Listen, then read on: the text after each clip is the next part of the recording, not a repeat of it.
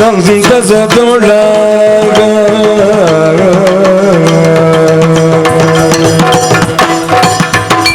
ಅಂತದಿ ನೃಪರ ದಿಗ್ವಿಜಯಕ್ಕೆ ಧನುಷರವಾದುರೆ ಒಡಮಟನು ಒಡಮಟನು ಪಿತನಡಿಗಭಿವಂದಿಸಿ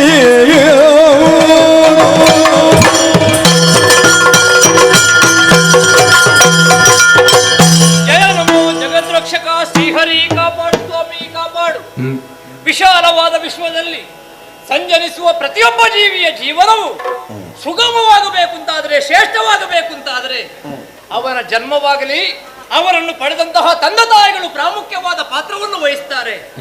ಆ ನಿಟ್ಟಿನಲ್ಲಿ ಆಲೋಚನೆ ಮಾಡುವಾಗ ಪ್ರಪಂಚದಲ್ಲಿ ಸಾಮಾನ್ಯರಿಗೆ ಸಿಗದೇ ಇದ್ದಂತಹ ಸೌಭಾಗ್ಯವನ್ನು ಹುಟ್ಟಿನಿಂದಲೇ ಪಡೆದುಕೊಂಡು ಬಂದವ ಈ ಧರ್ಮಾಂಗದ ನಮ್ಮಪ್ಪಯ್ಯ ರುಕ್ಮಾಂಗದ ಭೂಪತಿಗಳು ಹಾಗೂ ಸಂಧ್ಯಾವಳಿ ದೇವಿಯವರ ಶುಕ್ಲ ಶೋಣಿತದಿಂದ ಈ ಪ್ರಪಂಚದ ಬೆಳಕನ್ನು ನೋಡಿದವ ನಾನು. ನನ್ನ ಸರ್ವತೋಮುಖ ಉತ್ಕರ್ಷೆಯನ್ನು ಬಯಸಿ ಯೋಗ್ಯರಾದಂತಹ ಗುರುಗಳಿಂದಲೇ ಬೇಕಾದ ವಿದ್ಯೆಯನ್ನು ಹೇಳಿಕೊಡಿಸಿದರು. ಗುರುಗಳು ಹೇಳಿಕೊಟ್ಟಂತಹ ವಿದ್ಯೆಯನ್ನೆಲ್ಲ ಅಭ್ಯಾಸ ಮಾಡಿ ಅರಮನೆಗೆ ನಾನು ಮರಳಿ ಬಂದಾಗ ಒಂದು ದಿವಸ ನನ್ನ ಅಪ್ಪಯ್ಯ ನನ್ನನ್ನು ಕರೆದರು, ಒಂದು ಮಾತನ್ನು ಹೇಳಿದರು. ಪವಿತ್ರವಾದಂತಹ ಅಯೋಧ್ಯೆಯಿಂದ ವಂಶ ಪಾರಂಪರ್ಯವಾಗಿ ಬಂದಂತಹ ಸಿಂಹಾಸನವನ್ನು ಆಳಿದವ, ಬಾಳಿದವ, ಮೆರೆದವ ನಾನು. ಇನ್ನು ಮುಂದಕ್ಕೆ ಈ ಪೀಠವನ್ನು ನೀನು ಏರಬೇಕು, ಪ್ರಜಾ ರಂಜಕನಾಗಿ ಬೆಳಗಬೇಕು ಎಂಬಂತಹ ಮಾತನ್ನು ಹೇಳಿದಾಗ ವಿನಯಪರನಾಗಿ ನಾನೊಂದು ಮಾತು ಹೇಳಿದೆ. ವಿದ್ಯೆಯನ್ನು ಅಭ್ಯಾಸ ಮಾಡಿದ್ದೇನು ಸತ್ಯ, ಆದರೆ ಇನ್ನೂ ಕೂಡ ಲೋಕಾನುಭವವಾಗಲಿ ಯಾವುದೇ ರೀತಿಯಾದ ರಾಜಕೀಯದ ಅನುಭವ ನನಗಿಲ್ಲ ಎಂಬ ಹಾಗೆ. ಅದಕ್ಕಾಗಿ ನನ್ನ ಉದ್ದೇಶ ಒಂದೇ, ಕೇವಲ ರುಕ್ಮಾಂಗದ ಮಗ ಧರ್ಮಾಂಗದ ಎಂಬ ಹಾಗಲ್ಲ, ನಿಮ್ಮ ಹಾಗೆ ಯೋಗ್ಯತೆಯನ್ನು, ನಿಮ್ಮ ಹಾಗೆ ಕೀರ್ತಿಯನ್ನು ನಾನು ಹೊಂದಬೇಕು ಅಂತಾದರೆ ದಿಗ್ವಿಜಯವನ್ನು ಮಾಡಬೇಕು. ಆ ಮೂಲಕವಾಗಿ ಧರಣಿ ಪಾಲಕರ ದರ್ಪವನ್ನು ಮುರಿದು ಕಪ್ಪ ಕಾಣಿಕೆಯನ್ನು ಪಡೆದು ನಿಮ್ಮ ಮಗನಾದಂತಹ ಧರ್ಮಾಂಗದರ ಯೋಗ್ಯತೆ ಏನು ಅನ್ನುವುದನ್ನು ಪ್ರಪಂಚ ಮೂರಕ್ಕೆ ತೋರಿಸಬೇಕು. ಅದಕ್ಕಾಗಿ ದಿಗ್ವಿಜಯಕ್ಕೆ ಹೋಗುವುದಕ್ಕೆ ಅಪ್ಪಣೆ ಕೊಡಿ ಅಂತ ಹೇಳಿದಾಗ ತಂದೆಯವರು ಕೂಡ ಸಂತೋಷದಿಂದ ಒಪ್ಪಿಕೊಂಡಿದ್ದಾರೆ, ಆಶೀರ್ವಾದವನ್ನು ಮಾಡಿದ್ದಾರೆ. ತಂದೆಯಿಂದ ಅನುಜ್ಞೆಯನ್ನು, ಆಶೀರ್ವಾದವನ್ನು ಪಡೆದ ಹಾಗಾಗಿದೆ. ಮಿತವಾದ ಸೇನೆಯನ್ನು ಬಳಸಿಕೊಂಡಿದ್ದೇನೆ. ಈ ಕ್ಷಣವೇ ದಿಗ್ವಿಜಯಕ್ಕೆ ಬೇಕಾಗಿ ಅಯೋಧ್ಯ ನಗರಿಯನ್ನು ಬಿಟ್ಟು ಮುಂದುವರಿತೇನೆ.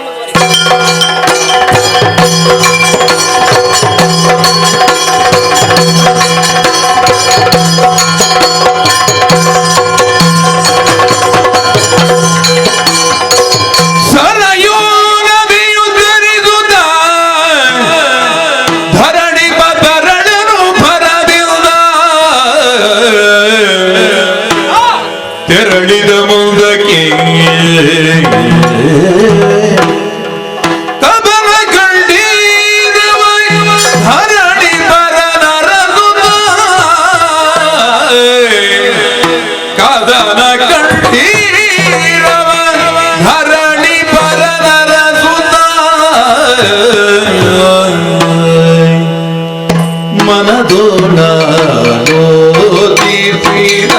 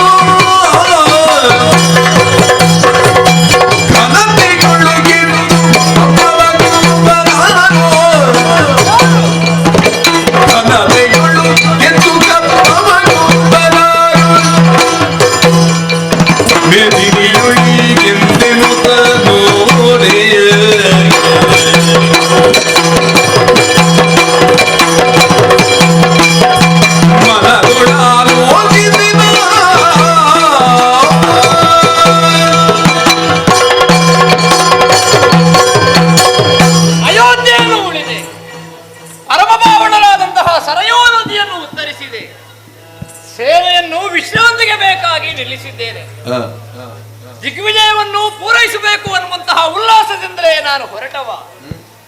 ಈಗ ಮಾತ್ರ ಸ್ವಲ್ಪ ಆಲೋಚನೆ ಮಾಡಬೇಕು. ಕಾಲಿಡುವುದಕ್ಕಿಂತ ಮೊದಲು ನಾವು ಕಣ್ಣನ್ನಿಡಬೇಕು.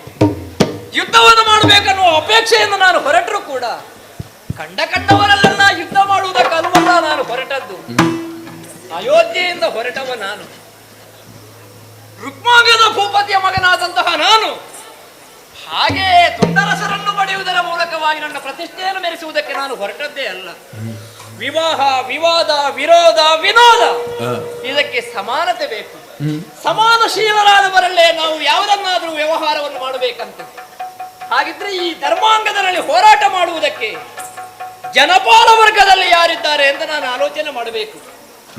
ಸಣ್ಣ ಸಣ್ಣ ರಾಷ್ಟ್ರಕ್ಕೆಲ್ಲ ಹೋಗಿ ಅಲ್ಲಿರುವಂತಹ ತುಂಡರಸರನ್ನು ಗೆದ್ರೆ ಅದು ಗೆಲುವಾಗುವುದಿಲ್ಲ. ಹಾಗಂತ ಎಲ್ಲವರನ್ನು ಹೊಡೆದೋ ಬಡಿದೋ ಅವರಿಗೆ ನೋವನ್ನು ಮಾಡಿಯೋ ಆ ಮೂಲಕವಾಗಿ ಜಯಿಸಬೇಕು ಅಂತ ನಾನು ಹೊರಟದ್ದೇ ಅಲ್ಲ. ದಿಗ್ವಿಜಯ ಅನ್ನುವುದರ ಅರ್ಥ ಏನು? ಯಾರು ನಮ್ಮ ಅಪ್ಪನ ಯೋಗ್ಯತೆಯನ್ನು, ನಮ್ಮ ಅಯೋಧ್ಯೆಯ ಯೋಗ್ಯತೆಯನ್ನು ತಿಳಿದು ಕಪ್ಪ ಕಾಣಿಕೆಯನ್ನು ಕೊಡ್ತಾರೋ ಅಂತವರಲ್ಲಿ ನಾನು ಯುದ್ಧ ಮಾಡುವುದಲ್ಲ, ಅಂತವರ ಮನಸ್ಸನ್ನು ಗೆಲ್ಲಬೇಕು. ಎಲ್ಲವರ ಮನಸ್ಸನ್ನು ಗೆಲ್ಲುವುದರ ಮೂಲಕವಾಗಿ ಅವರ ಹೃದಯ ಸಿಂಹಾಸನದಲ್ಲಿ ಒಂದು ಜಾಗವನ್ನು ಪಡೆಯಬೇಕನ್ನುವ ಉದ್ದೇಶವೇ ನನ್ನದ್ದು. ಯುದ್ಧ ಅನಿವಾರ್ಯವಾದರೆ ನಾವು ಯುದ್ಧಕ್ಕೂ ಕೂಡ ಹಿಂದೆ ಉಳಿಯುವವರೇ ಅಲ್ಲ. ಹಾಗಿದ್ರೆ ನನ್ನಲ್ಲಿ ಯುದ್ಧ ಮಾಡುವಂತಹ ಸಾಮರ್ಥ್ಯವಂತರು ಯಾರು? ನಾನು ಆಲೋಚನೆ ಮಾಡುವಾಗ ಬರೇ ಸಾಮಂತ ವರ್ಗದವರನ್ನು ನಾನು ಗೆದ್ರೆ ಅಥವಾ ಸೋಲಿಸಿದ್ರೆ ಅದು ಗೆಲುವು ಆಗುವುದಿಲ್ಲ, ಸೋಲುವು ಆಗುವುದಿಲ್ಲ. ಆ ಸಾಮಂತ ವರ್ಗದವರನ್ನೆಲ್ಲ ಗೆದ್ದು ಯಾರು ಚಕ್ರವರ್ತಿಯಾಗಿ ಮೆರೆಯುತ್ತಿದ್ದಾರೋ ಅಂತಹ ಚಕ್ರವರ್ತಿಯನ್ನೇ ನಾನು ಸೋಲಿಸಿದ್ರೆ ಅವನ ಕೈ ಕೆಳಗಿರುವಂತಹ ಸಾಮಂತರನ್ನು ನಾನು ಮತ್ತೆ ಸೋಲಿಸಬೇಕು ಅಂತ ಇಲ್ವಲ್ಲ. ಹಾಗಾಗಿ ಚಕ್ರವರ್ತಿಯಲ್ಲೇ ನಾನು ಹೋರಾಟ ಮಾಡಿದ್ರೆ ರುಕ್ಮಾಂಗದನ ಮಗನ ಯೋಗ್ಯತೆ ಏನು ಅಂತ ಎಲ್ಲವರಿಗೂ ಗೊತ್ತಾಗುತ್ತದೆ. ಹಾಗಿರುವಾಗ ನನ್ನಲ್ಲಿ ಸೇರಿಸುವಂತಹ ಚಕ್ರಾಧಿಪತ್ಯವನ್ನು ಹೊಂದಿದ ಚಕ್ರವರ್ತಿ ಯಾರಿದ್ದಾರೆ? ಶಶಿಕುಲೇಂದ್ರನು ಚಕ್ರವರ್ತಿಯಾಗಿಯನೋರ್ವಾಗ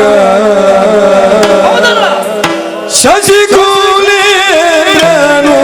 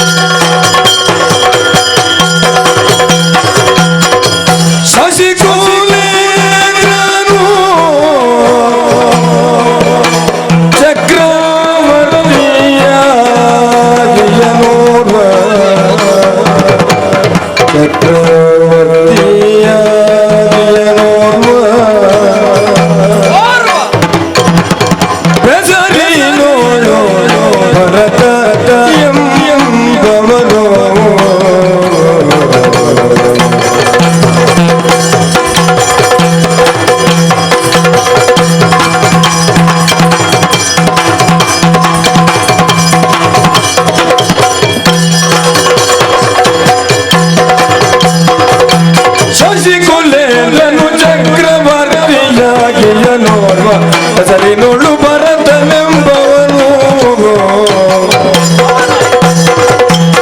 ವಸುಮತಿಯೊಳ ಪ್ರತಿಷ್ಠಾನ ನಗರದ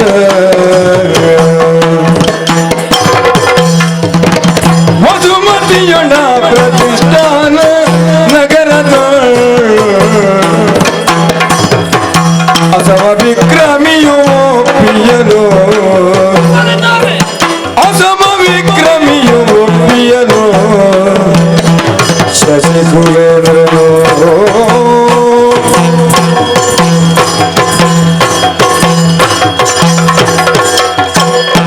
ಶಶಿಕುಲೇಂದ್ರನು ಚಕ್ರವರ್ತಿಯಾಗಿಯನೋರ್ವ ಭರತನೆಂಬವರು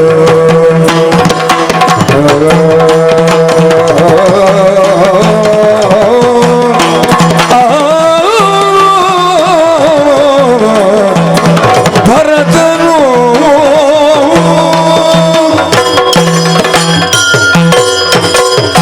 ಆಲೋಚನೆ ಮಾಡಿದಾಗ ಪಕ್ಕನೇ ಒಬ್ಬನ ಹೆಸರು ನನಗೆ ನೆನಪಾಗಿ ಹೋಯಿತು.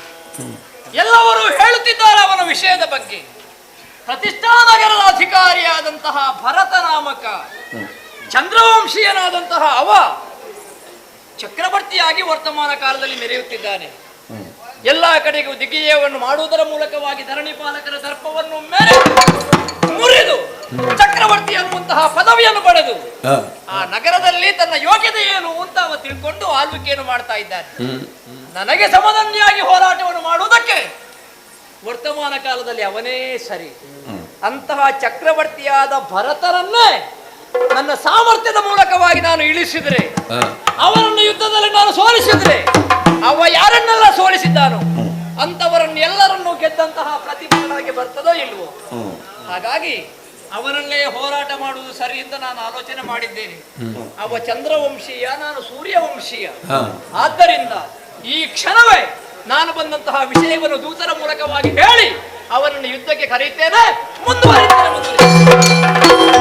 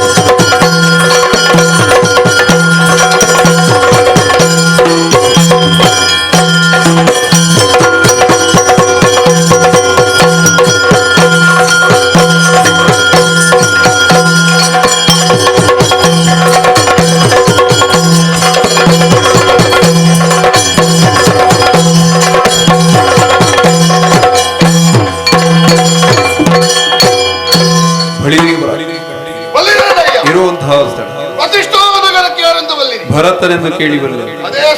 ಓಲಗವಿತ ವಿಚಾರ ಕೌಶಿಕನ ಪಾಪ ಕೆಡಿಸೆನೆ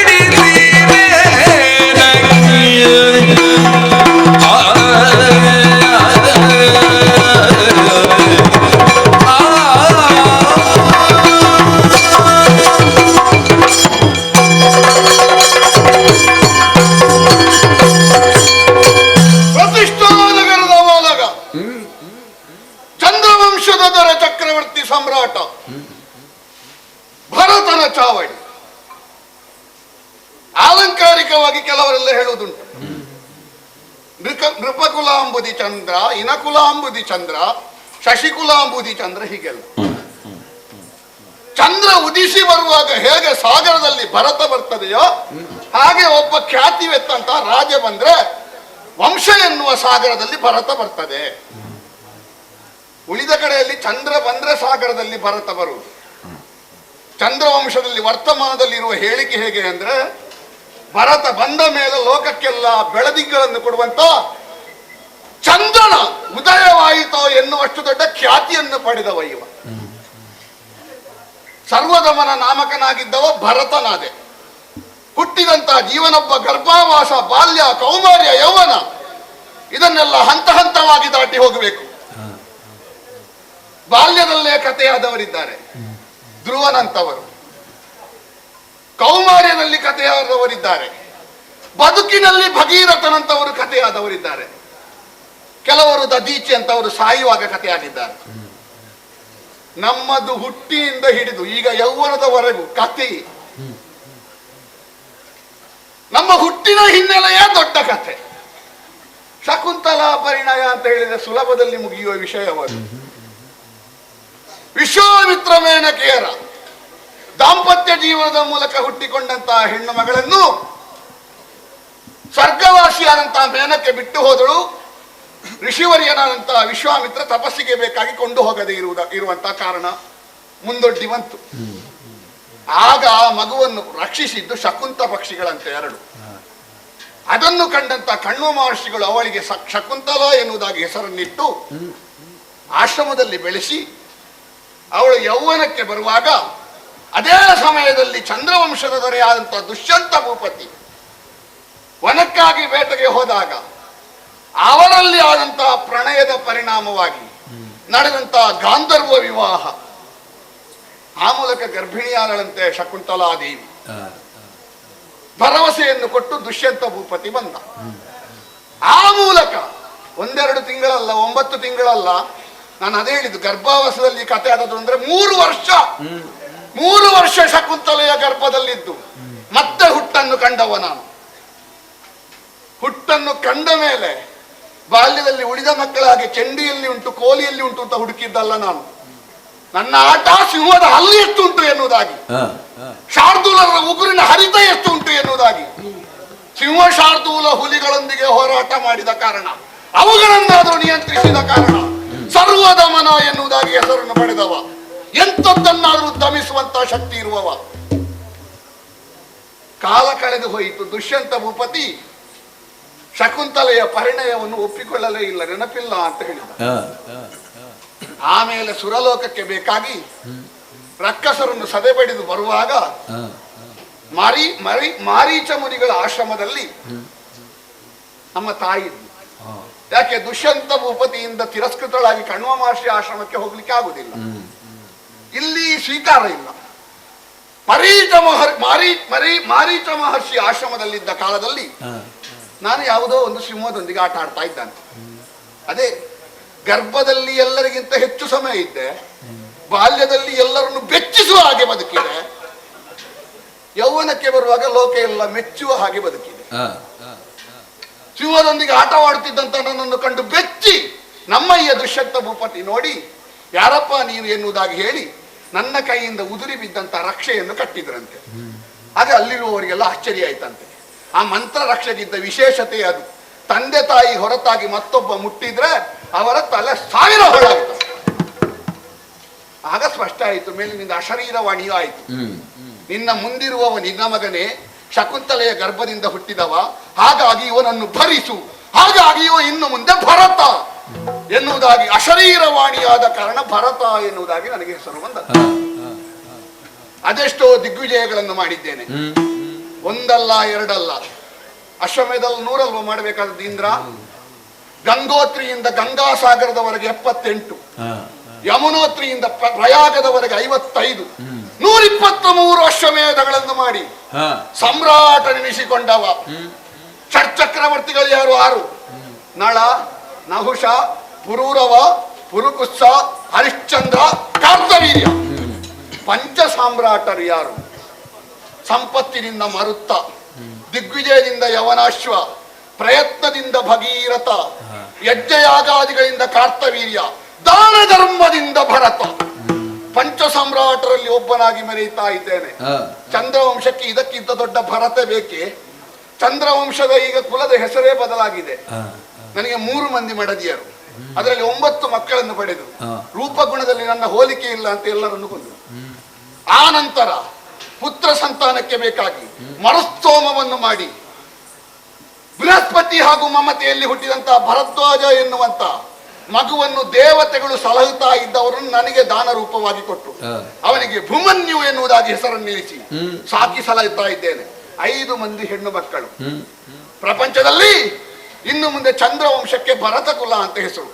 ಎಲ್ಲಿ ಕವಿಗಳಿಗೆ, ವಿದ್ವಾಂಸರಿಗೆ, ವಿಜ್ಞಾನಿಗಳಿಗೆ, ವಿಖ್ಯಾತರಿಗೆ ಎಲ್ಲರಿಗೂ ಮನ್ನಣೆ ಇದ್ದು, ಒಂದು ಹರಿದಾಡುವ ಹಾವಿಗಾದ್ರೂ ದೇವರ ಸ್ಥಾನ ಕೊಟ್ಟು, ನಡೆದಾಡುವಂತಹ ಗೋವಿನಲ್ಲಿ ಆದ್ರೂ 33 ದೇವತೆಗಳನ್ನು ಕಂಡು ಯಾರು ಭಾವುಕರಾಗಿ ವ್ಯವಹಾರ ಮಾಡ್ತಾರೋ ಅಂತ ಸಂಸ್ಕೃತಿ ಇರುವ ಆ ಸ್ಥಾನಕ್ಕೆ ಭಾರತ ಎನ್ನುವುದಾಗಿ ಹೆಸರು. ಲೋಕಕ್ಕೆಲ್ಲ ಭಾರತ ತಾಯಿ, ಭಾರತಕ್ಕೆ ತಂದೆ ಯಾರು? ಭರತ. ಲೋಕಕ್ಕೆಲ್ಲ ಪಿತಾಮಹನಂತೆ ಇದ್ದೇನೆ. ಭಾರತ ವರ್ಷದಲ್ಲಿ ಭರತ ಕುಲದ ನಿರ್ಮಾತೃವಾಗಿ ಓಲಗ ಚಾವಡಿಯಲ್ಲಿ ಸಪ್ತಾಂಗಯುತವಾದ ಸಭೆ ಕೊಡುವಾಗ ಏನಂತೆ ಚರ ಹೇಳಿದ್ದು? ಏನಂತೆ?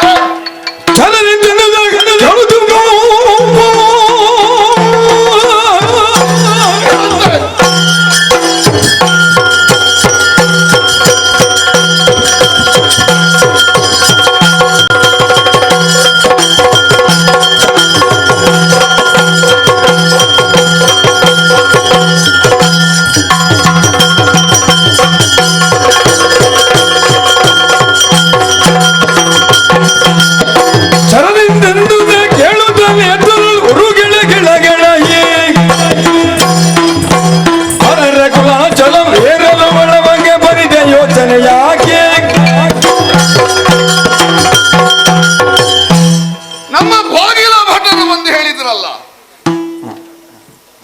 ಒಬ್ಬ ರಾಜಕುಮಾರ ಬಂದಿದ್ದಾನೆ ದ್ವಾರದಲ್ಲಿ, ನಿನ್ನನ್ನು ಅಪೇಕ್ಷಿಸ್ತಾ ಇದ್ದಾನೆ. ಯಾಕೆ ಅಂತ ಕೇಳಿದ್ರೆ ಯುದ್ಧಕ್ಕೆ. ಎಲ್ಲ ಕಥೆ ಕಾಲು ಸರಿ ಇಲ್ಲದವ ಬೆಟ್ಟ ಹತ್ತಲಿಕ್ಕೆ ಬಂದ ಹಾಗಾಯ್ತಲ್ಲ. ಕೆಲವನಿಗೆ ಯಾಕೆ ಕುಲಾಚಲ ಏರುವಂತಹ ಗೊಡವೆ? ಕುಲಾಚಲದಂತೆ ಇರುವ ಭರತನನ್ನು ಯಾವನೋ ಒಬ್ಬ ಹುಡುಗ ಬಂದು, ನಿನ್ನ ಎತ್ತರ ಎಷ್ಟು, ನಿನ್ನ ಅಗಲ ಎಷ್ಟು, ನಿನ್ನ ವಿಸ್ತೀರ್ಣ ಎಷ್ಟು ನೋಡ್ತೇನೆ ಅಂತ ಬಂದಿದ್ದಾನೆ ಅಂತ ಆದ್ರೆ ಏನ್ ಅನ್ನೋಣ?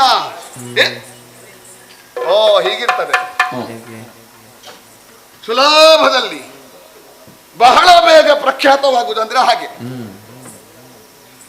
ಸೋತ್ರು ದೊಡ್ಡ ವಿಷಯ ಅಲ್ಲ. ಆನೆಯ ಕಾಲಡಿಗೆ ಬಿದ್ದು ಸತ್ರೆ ಒಂದು ಹೆಸರುಂಟಲ್ಲ. ಅನ್ನದ ಆತುರಕ್ಕಿಂತ ಚಿನ್ನದ ಆತುರ ಮೇಲು, ಚಿನ್ನದ ಆತುರಕ್ಕಿಂತ ಹೆಣ್ಣು ಗಂಡಲಂ, ಮನ್ನಣೆಯ ದಾಹ ಈ ಎಲ್ಲ ಕಮ್ಮಿಗಿಲು ಅಲ್ವಾ? ಅನ್ನ ಇಲ್ಲದಿದ್ರೆ ಅನ್ನ ಬೇಕು ಅಂತ ಮಾತ್ರ ಕಾಣುದು. ಅನ್ನ ಸಿಕ್ಕಿತ ಸ್ವಲ್ಪ ಚಿನ್ನ ಸಿಕ್ಕಿದ್ರೆ ಆದೀತು ಅಂತ ಕಾಣುದು. ಚಿನ್ನ ಸಿಕ್ಕಿತ ಒಟ್ಟಿಗೆ ಗಂಡಿಗೆ ಹೆಣ್ಣು ಬೇಕು ಅಂತ ಕಾಣುದು, ಹೆಣ್ಣಿಗೆ ಗಂಡು ಬೇಕು ಅಂತ ಕಾಣುದು. ಇದಾದ್ರೂ ಒಂದು ಹಂತದವರೆಗೆ ಸರಿ. ಮನ್ನಣೆಯ ದಾಹ, ನಮಗೆ ಒಂದು ಮನ್ನಣೆ ಬೇಕು ಎನ್ನುವ ಒಂದು ದಾಹ ಉಂಟಾಯಿತು. ಅದಕ್ಕೆ ಮತ್ತೊಬ್ಬರು ನೀರು ಕೊಟ್ಟು ಬಾಯಾರಿಕೆ ಹಿಂಗಿಸಲಿಕ್ಕೆ ಸಾಧ್ಯವೇ ಇಲ್ಲ. ಈ ಹುಡುಗನಿಗೆ ಅದಿರ್ಬೇಕು. ಒಮ್ಮೆ ಭರತನಿಗೆ ತಾಗುವ, ಲೋಕದಲ್ಲಿ ಮನ್ನಣೆಯನ್ನು ಪಡೆಯುವ. ಚಕ್ರವರ್ತಿ ಆದಂತ ನನ್ನನ್ನು ಲೋಕವೇ ಪೂಜಿಸ್ತಾ ಉಂಟು. ಇವೊಬ್ಬ ಬಡಿಗೆ ಹಿಡಿದು ಬಂದಿದ್ದಾನಂತೆ. ಇವನಿಗೆ ಸರಿಯಾದ ಉತ್ತರ ಕೊಡಬೇಡುವ? ಬಂದು ಅವನ ಮಟ್ಟದಲ್ಲಿ ನಾವು ವ್ಯವಹಾರ ಮಾಡುದ? ನಮ್ಮ ಪ್ರಾಯ ಎಂತದ್ದು, ಅವನ ಪ್ರಾಯ ಎಂತದ್ದು. ನಾವು ಮಾಗಿದವರು, ಅವ ಈಗಷ್ಟೇ ಕಾಯಿಯಾದವ, ಅವ ಹುಡುಕಾಟದವ, ನಾವು ಹುಡುಕಾಟದವರು. ಹುಡುಗನಲ್ಲಿಯೂ ಏನಾದ್ರೂ ಒಳ್ಳೇದುಂಟಾ ಅಂತ ಹುಡುಕಬೇಕು. ಸೇನೆ ಸಿದ್ಧಾಗ್ಲಿ. ನಮ್ಮಲ್ಲಿ ದೌರ್ಬಲ್ಯ ಉಂಟು ಅಂತಲ್ಲ, ಆದ್ರೆ ಅವನಷ್ಟು ರೋಷಾವೇಶ ಅಲ್ಲ. ಗಂಭೀರದಲ್ಲಿ ಆ ಕಡೆಗೆ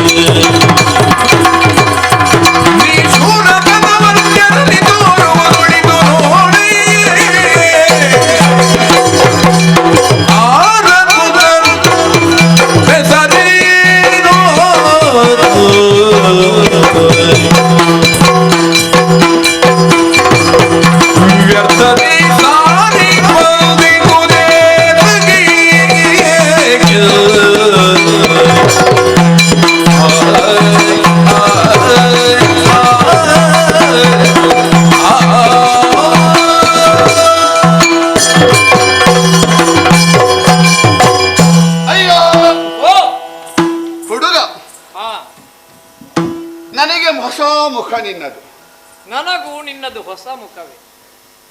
ನನಗೆ ನಿನ್ನದು ಕೇಳಿಯೂ ಗೊತ್ತಿಲ್ಲ. ನನಗೆ ಗೊತ್ತು. ಇಲ್ಲಿ ಇದ್ದವ ಅಲ್ಲ ನೀನು, ಬೇರೆ ಕಡೆಯಿಂದ ಬಂದವ. ಇಲ್ಲಿಯೇ ಇದ್ರೆ ನಿನಗೆ ಪರಿಚಯ ಇರುವುದಿಲ್ವಾ? ಇರಬೇಕಲ್ಲ. ನನಗೊಂದು ಸಂಶಯ, ವಿದೇಶದಿಂದ ನೇರ ಇಲ್ಲಿಗೆ ಬಂದಿಯಾ? ದೇಶದಿಂದ ವಿದೇಶಕ್ಕೆ ಬಂದದ್ದು.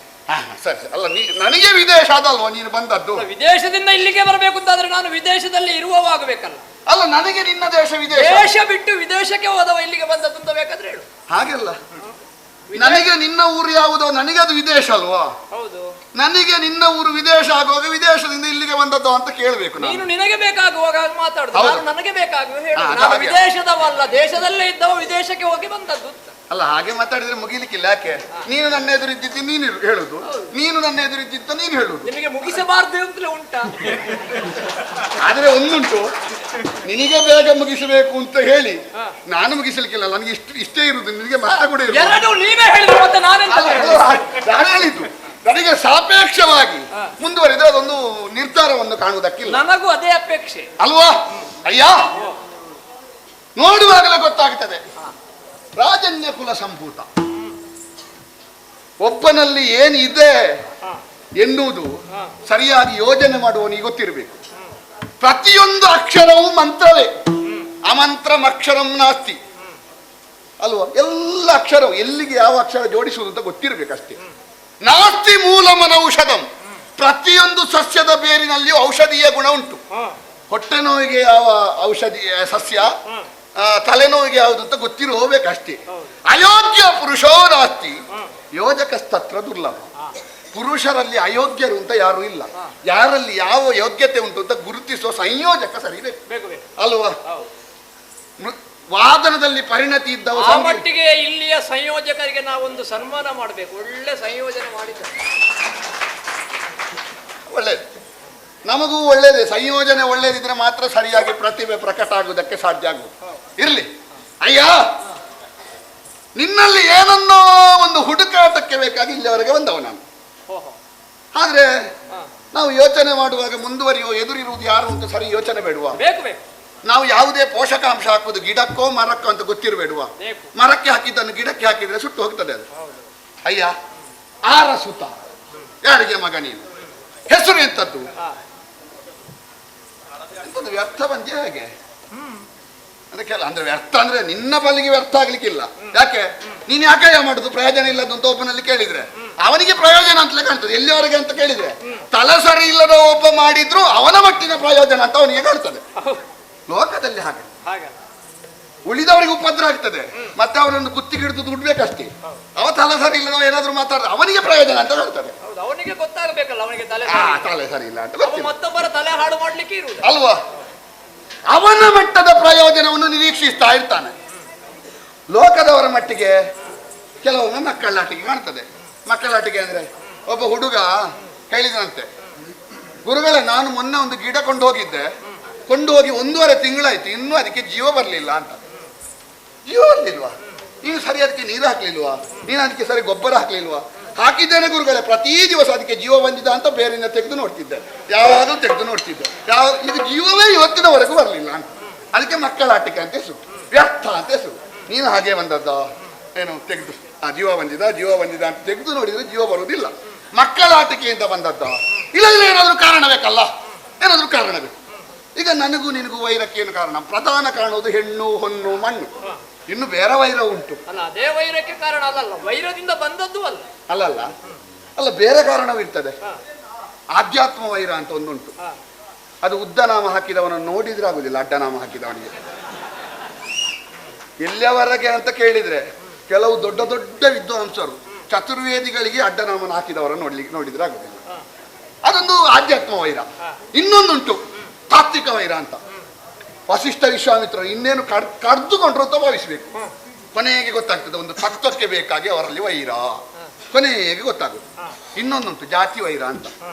ಈಗ ಹಾವಿನ ಮನೆ, ಮುಂಗುಸಿಯ ಮನೆ ತೆಗೆದಿದ್ದ ಹಾವು, ಮುಂಗುಸಿಗೆ ಹಾವನ್ನು ನೋಡಿದ್ರೆ ಆಗುದಿಲ್ಲ, ಹುಟ್ಟು ಆಗಲಿ, ಅದಕ್ಕೆ ಜಾತಿ ವೈರ ಅಂತ ಹೆಸರು. ಇನ್ನೊಂದು ವೈರ ಉಂಟು, ಅದಕ್ಕೆ ಇಲ್ಲಿಯವರೆಗೆ ಮದ್ದು ಸಿಗಲಿಲ್ಲ, ಅದಕ್ಕೆ ಮಾತ್ಸರ್ಯ ಅಂತ ಹೆಸರು. ಒಬ್ಬ ಒಳ್ಳೇದಾಗುದನ್ನು ನೋಡಿದ್ರೆ ಅದೊಂದು ವೈರ ಉಂಟು. ಈಗ ನೀನು ಯಾವುದರಲ್ಲಿ ಬಂದದ್ದು? ಹೆಣ್ಣು, ಹೊನ್ನು, ಮಣ್ಣು, ಆಧ್ಯಾತ್ಮ, ತಾತ್ವಿಕ ಅಥವಾ ಮಾಸ್ತರ್ಯ, ಜಾತಿ, ಯಾವ ವೈರ ಇಲ್ಲದೆ ಇದ್ರೆ ವ್ಯರ್ಥ ಅಂತ ಕಾಣು. ಯಾವ ವೈರಕ್ಕೆ ಬೇಕಾಗಿ ಬಂದೆ? ಅಥವಾ ಶೌರ್ಯವನ್ನೇ ಪ್ರದರ್ಶನ ಮಾಡುವುದಕ್ಕೆ ಬಂದದ್ದು ಅಂತಾದ್ರೆ, ಹುಡುಗ, ನಿನ್ನ ಶೌರ್ಯ ಎನ್ನುವ ಸೂಜಿ ಭರತ ಎನ್ನುವ ಕಮ್ಮಾರನ ಶಾಲೆಯಲ್ಲಿ ನಡೀಲಿಕ್ಕಿಲ್ಲ. ಹಿಂದೆ ಕೊಂಡು ಹೋಗು. ನೀನು ಯಾರು, ನಿನ್ನ ಹಿನ್ನೆಲೆ ಏನು ಎಲ್ಲವನ್ನು ಹೇಳ್ತೀಯ? ನಾನು ವೈರಕ್ಕೆ ಬಂದದ್ದೇ ಅಲ್ವಾ? ದ್ಯುಮಣಿ ಕುಲ ಸಂಜಾತ ಎನಿಪ, ದ್ಯುಮಣಿ ಕುಲ ಸಂಜಾತ ಎನಿಪ, ರುಕ್ಮಾಂಗದವನ ಬಾಲಕನು,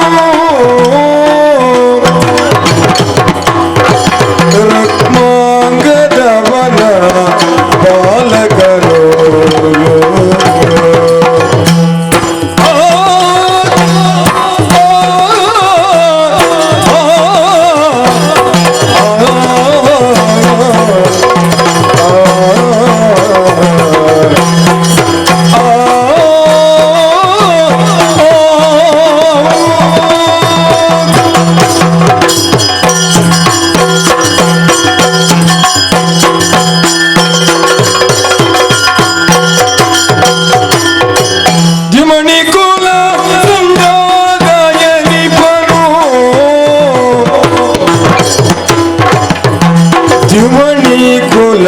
ಸಂಜಾತ ಏನಿ ಪಾತನೋ, ರುಕ್ಮಾಂಗದವನ ಬಾಲಕ, ರುಕ್ಮಾಂಗದವನ ಬಾಲಕ ಬಾಲಕ.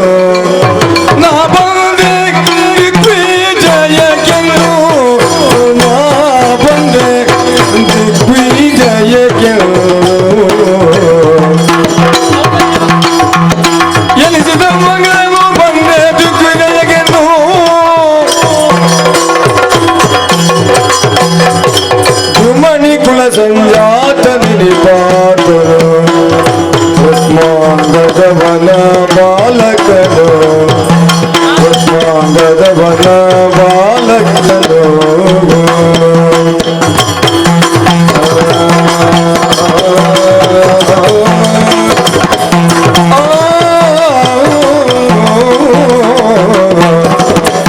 ಬಂದೆ ದಿಗ್ವಿಜಯಕ್ಕೆ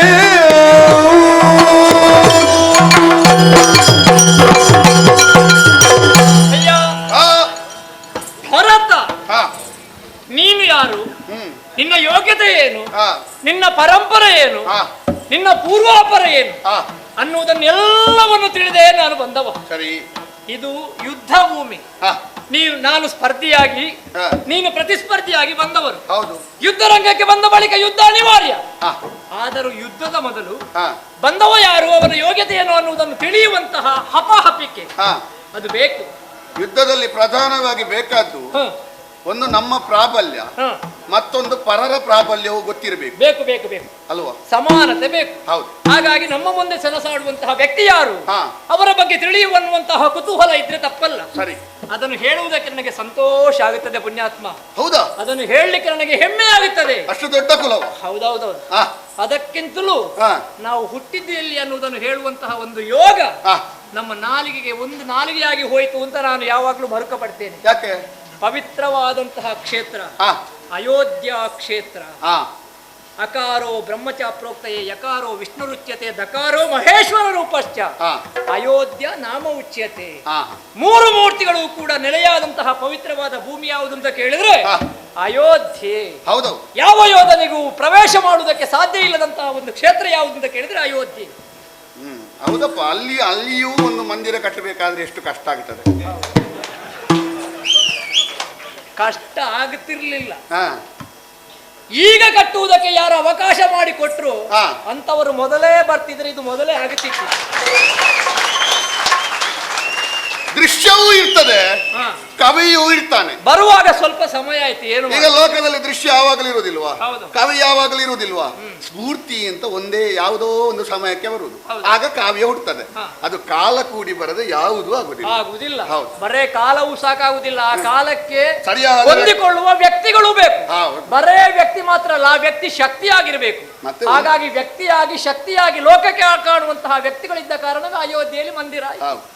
ವ್ಯಕ್ತಿತ್ವ. ಹ್ಮ್. ವ್ಯಕ್ತಿ ಪೂಜೆ ಮಾಡಿದ್ರೆ ಯಾವ ಕ್ಷೇತ್ರವೂ ಹಾಳಾಗ್ತದೆ, ಹ್ಮ್. ವ್ಯಕ್ತಿತ್ವದ ಪೂಜೆ ಮಾಡಿದ್ರೆ ಯಾವ ಕ್ಷೇತ್ರವೂ ಒಳ್ಳೆದಾಗ್ತದೆ. ಹೌದೌದು. ಹೌದು. ಆದ್ರೆ ಆ ವ್ಯಕ್ತಿಯಲ್ಲಿ ಹಾ. ಒಂದು ದಿವ್ಯ ಶಕ್ತಿ ಉಂಟು ಅಂತಾದ್ರೆ ವ್ಯಕ್ತಿಯನ್ನು ಪೂಜೆ ಮಾಡಬಹುದು, ಆ ವ್ಯಕ್ತಿತ್ವವನ್ನು ಪೂಜೆ ಮಾಡು ಅಲ್ವಾ? ಹೌದು. ಹಾಗಾಗಿ ಹಾ. ಅಂತಹ ಪವಿತ್ರವಾದಂತಹ ಅಯೋಧ್ಯ ಕ್ಷೇತ್ರದಲ್ಲಿ ಹುಟ್ಟಿದವ ನಾನು. ಹಾ. ತಂದೆ ಯಾರು? ಯಾರು? ದಿಗಂತ ವಿಶ್ರಾಂತ ಕೀರ್ತಿ ಸಂಪನ್ನರಾದಂತಹ ಹಾ. ರುಕ್ಮಾಂಗದ ಭೂಪತಿಗಳು. ಹಾ, ಇದು ಕೇಳಿದ್ದೇನೆ ನಾನು. ಹೌದಾ? ಈ ಹೆಸರು ಕೇಳಿದ್ದೇನೆ. ಕೇಳಿದ್ಯಾ? ಕೇಳಿದ್ದೇನೆ. ಸಂಧ್ಯಾವಳಿ ದೇವಿ. ಹಾ. ಅವರ ಪವಿತ್ರವಾದಂತಹ ದಾಂಪತ್ಯ ಜೀವನದಲ್ಲಿ ಹಾ. ಅವರ ಶುಕ್ರ ಶೋಣಿತದ ದೆಸೆಯಿಂದ ಹಾ. ಈ ಪ್ರಪಂಚದ ಬೆಳಕನ್ನು ನೋಡಿದಂತಹ ಹಾ. ಧರ್ಮಾಂಗದ ಅಂದ್ರೆ ನಾನು. ಹಾ, ಹಾ, ಹಾ, ಹಾ. ರುಕ್ಮ ಅಂದ್ರೆ ಚಿನ್ನ ಅಂತ ಅರ್ಥ. ಹೌದಪ್ಪ. ಚಿನ್ನದ ಹಾಗೆ ಗುಣವನ್ನು ಹೊಂದಿದ ಅಂಗವನ್ನು ಹೊಂದಿದ ನಮ್ಮಪ್ಪ ರುಕ್ಮಾಂಗದ ಹಾ. ಧರ್ಮವೇ ನನ್ನ ಮಗನಾಗಿ ಹುಟ್ಟಿ ಬಂದಿದೆ ಅನ್ನುವಂತಹ ವಿಷಯವನ್ನು ತಿಳಿದು ಹಾ. ಇವ ಧರ್ಮವಂತನಾಗಬೇಕನ್ನುವಂತ ಅಪೇಕ್ಷೆಯನ್ನು ಹೊಂದಿ ಹಾ. ಆ ಮೂಲಕವಾಗಿ ಹುಟ್ಟಿದ ನನಗೆ ಧರ್ಮವೇ ಅಂಗವಾದ ಕಾರಣ ಧರ್ಮಾಂಗದ. ಅದಕ್ಕಿಂತಲೂ ಹೆಚ್ಚಾಗಿ ಅಂಗದ ಅಂದ್ರೆ ಆಭರಣ ಅಂತ ಅರ್ಥ ಉಂಟು. ಹೌದೌದು. ಧರ್ಮವೇ ಆಭರಣವಾಗಿ ಉಳ್ಳವರು. ಉಳ್ಳವ. ಸರಿ. ಅಂತಹ ತಂದೆ ತಾಯಿಗಳ ಪ್ರೀತಿಯ ಮಗ ನಾನು. ಹಾ. ವಿದ್ಯೆಯನ್ನೆಲ್ಲ ಅಭ್ಯಾಸ ಮಾಡಿದೆ. ಸರಿ. ಆ ಬಳಿಕ ಹಾ. ಸಿಂಹಾಸನಾರೋಹಣ ಮಾಡಬೇಕು ಅಂತ ಅಪ್ಪಯ್ಯ ಹೇಳಿದಾಗ ಹಾ. ಒಂದು ಅಪೇಕ್ಷೆಯನ್ನು ಮುಂದಿಟ್ಟೆ. ಏನದು? ಕೇವಲ ನೀವು ಮಾಡಿದಂತಹ ಸಾಧನೆಯ ಮೂಲಕವಾಗಿ ನೀವು ಗಳಿಸಿದಂತಹ ಪೀಠದಲ್ಲಿ ಕುಳಿತುಕೊಳ್ಳುವುದಲ್ಲ. ಹಾ. ಆ ಪೀಠದಲ್ಲಿ ಕುಳಿತುಕೊಳ್ಳಬೇಕು ಅಂತಾದ್ರೆ ಆ ವ್ಯಕ್ತಿಗೆ ಒಂದು ಅರ್ಹತೆ ಬೇಕು, ಹಾ. ಯೋಗ್ಯತೆ ಬೇಕು. ಹಾ. ಪರಂಪರೆಯಿಂದ ಬಂದದ್ದು ನನ್ನಪ್ಪ ಕೂತಿದ್ದಾನೆ ಎಂಬ ಕಾರಣಕ್ಕೆ ನಾನು ಹೋಗಿ ಕೂತ್ಕೊಳ್ಳುವುದಲ್ಲ. ಹಾ. ಆ ಜಾಗಕ್ಕೆ ಬರಬೇಕು ಅಂತಾದ್ರೆ ಅಂತಹ ಒಂದು ವ್ಯಕ್ತಿಯಲ್ಲಿ ಯೋಗ್ಯತೆಯೂ ಬೇಕು. ಹಾಗೆ ಯಜ್ಞ ಮಾಡ್ಲಿಕ್ಕೆ ಹೊರಟಿಯಾ? ಅಲ್ಲಪ್ಪ, ಮತ್ತೆ? ಯಜ್ಞವೇ. ಹಾ. ನಾವು ಮಾಡುವ ಪ್ರತಿಯೊಂದು ಕಾರ್ಯವೂ ಒಬ್ಬ ವ್ಯಕ್ತಿಗೆ ಯಜ್ಞವಾಗಿ ಉಳಿಯುತ್ತದೆ. ಆ ಸಮರ್ಪಣಾ ಭಾವ ಇದ್ರೆ ಜೀವನವೇ ಯಜ್ಞ ಅಲ್ವಾ? ಹೌದು. ಹಾಗಾಗಿ ಹಾ. ಅಂತಹ ಒಂದು ಧರ್ಮಯುಕ್ತವಾದ ಕಾರ್ಯವನ್ನು ಮಾಡುವುದಕ್ಕೆ ಹೊರಟವನ ಹಾ. ದಿಗ್ವಿಜಯ ಮಾಡಬೇಕು, ಹಾ. ಎಲ್ಲವರನ್ನು ಗೆಲ್ಲಬೇಕು. ಈಗ ಗೊತ್ತಾಯ್ತು ನನಗೆ. ನಾನು ತುಂಬಾ ದಿಗ್ವಿಜಯ ಮಾಡಿದ್ದೇನೆ ಅಂತ ನಿನಗೆ ಎಲ್ಲಿಯೋ ಬಂದಿದೆ ಮಾಹಿತಿ. ಈಗ ದಿಗ್ವಿಜಯಕ್ಕೆ ಹೊರಡಬೇಕಾದ್ರೆ ಹೇಗೆಲ್ಲ ಆಗಬೇಕು ಅಂತ ಅಧ್ಯಯನಕ್ಕೆ ಬಂದದ್ದು ಇಲ್ಲಿಗೆ? ಅಲ್ಲಪ್ಪ, ಮತ್ತೆ ಅಧ್ಯಯನಕ್ಕೆ ಬಂದದ್ದೇ ಅಲ್ಲ. ಮತ್ತೆ ಅಧ್ಯಯನ ನಿನ್ನ ಬಳಿಯಲ್ಲಿ ಯಾಕೆ ಮಾಡುದು? ಇಲ್ಲಿಗೆ ಬರಬೇಕು ಅಂತಾದ್ರೆ ಯಾವ ಅಧ್ಯಯನ ಎಲ್ಲ ಬೇಕು ಅದನ್ನೆಲ್ಲ ಪಡ್ಕೊಂಡೇ ಬಂದದ್ದು. ಅಲ್ಲ ಅಲ್ಲ, ಯಾಕೆಂದ್ರೆ ಒಬ್ಬೊಬ್ಬರಲ್ಲ ಮೂರು ಮಂದಿ ಗುರುಗಳಿದ್ದಾರೆ, ನಮಗೆ ಗೊತ್ತಾಯ್ತಲ್ಲ. ಅದು ಕಷ್ಟವು ಅಲ್ಲ ಹಾಗಂತ ಅದು ಕಷ್ಟ. ಯಾಕೆ ಗೊತ್ತುಂಟಾ? ಹಾ. ಅಲ್ಲ, ಎಲ್ಲರೂ ಅಂತಲ್ಲ, ಹೆಚ್ಚಿನ ಕಡೆಯಲ್ಲಿ ಆಗುದು ಎರಡನೇ ಗುರುವಿನಲ್ಲಿ ಹೋಗುವಾಗ ಮೊದಲು ಹೇಳುದು ಅದೇ, ಮೊದಲಿನ ಗುರು ಕಲಿಸಿದ್ದು ಸರಿ ಇಲ್ಲ ಅಂತ. ಅದೇ ಅದು ಎಲ್ಲವರನ್ನು ನಿನ್ನ ಸಾಲಿಗೆ ಸೇರಿಸಬೇಡ. ನಾನು ಲೋಕದ ಗುರುನಿಂದೆಯನ್ನು ಮಾಡುವ ಶಿಷ್ಯ ಅಲ್ಲ. ಗುರುನಿಂದ ಅಲ್ವೋ ಅದು. ಮತ್ತೆ ಅದು ಅವ ಕಲಿಸಿದ್ದು ಸರಿ ಇಲ್ಲ, ಅದು ಸರಿ ಪಾರಂಪರಿಕವಾಗಿಲ್ಲ, ಇದು ಹೀಗೆ ಅಂತ ಹೇಳುದು.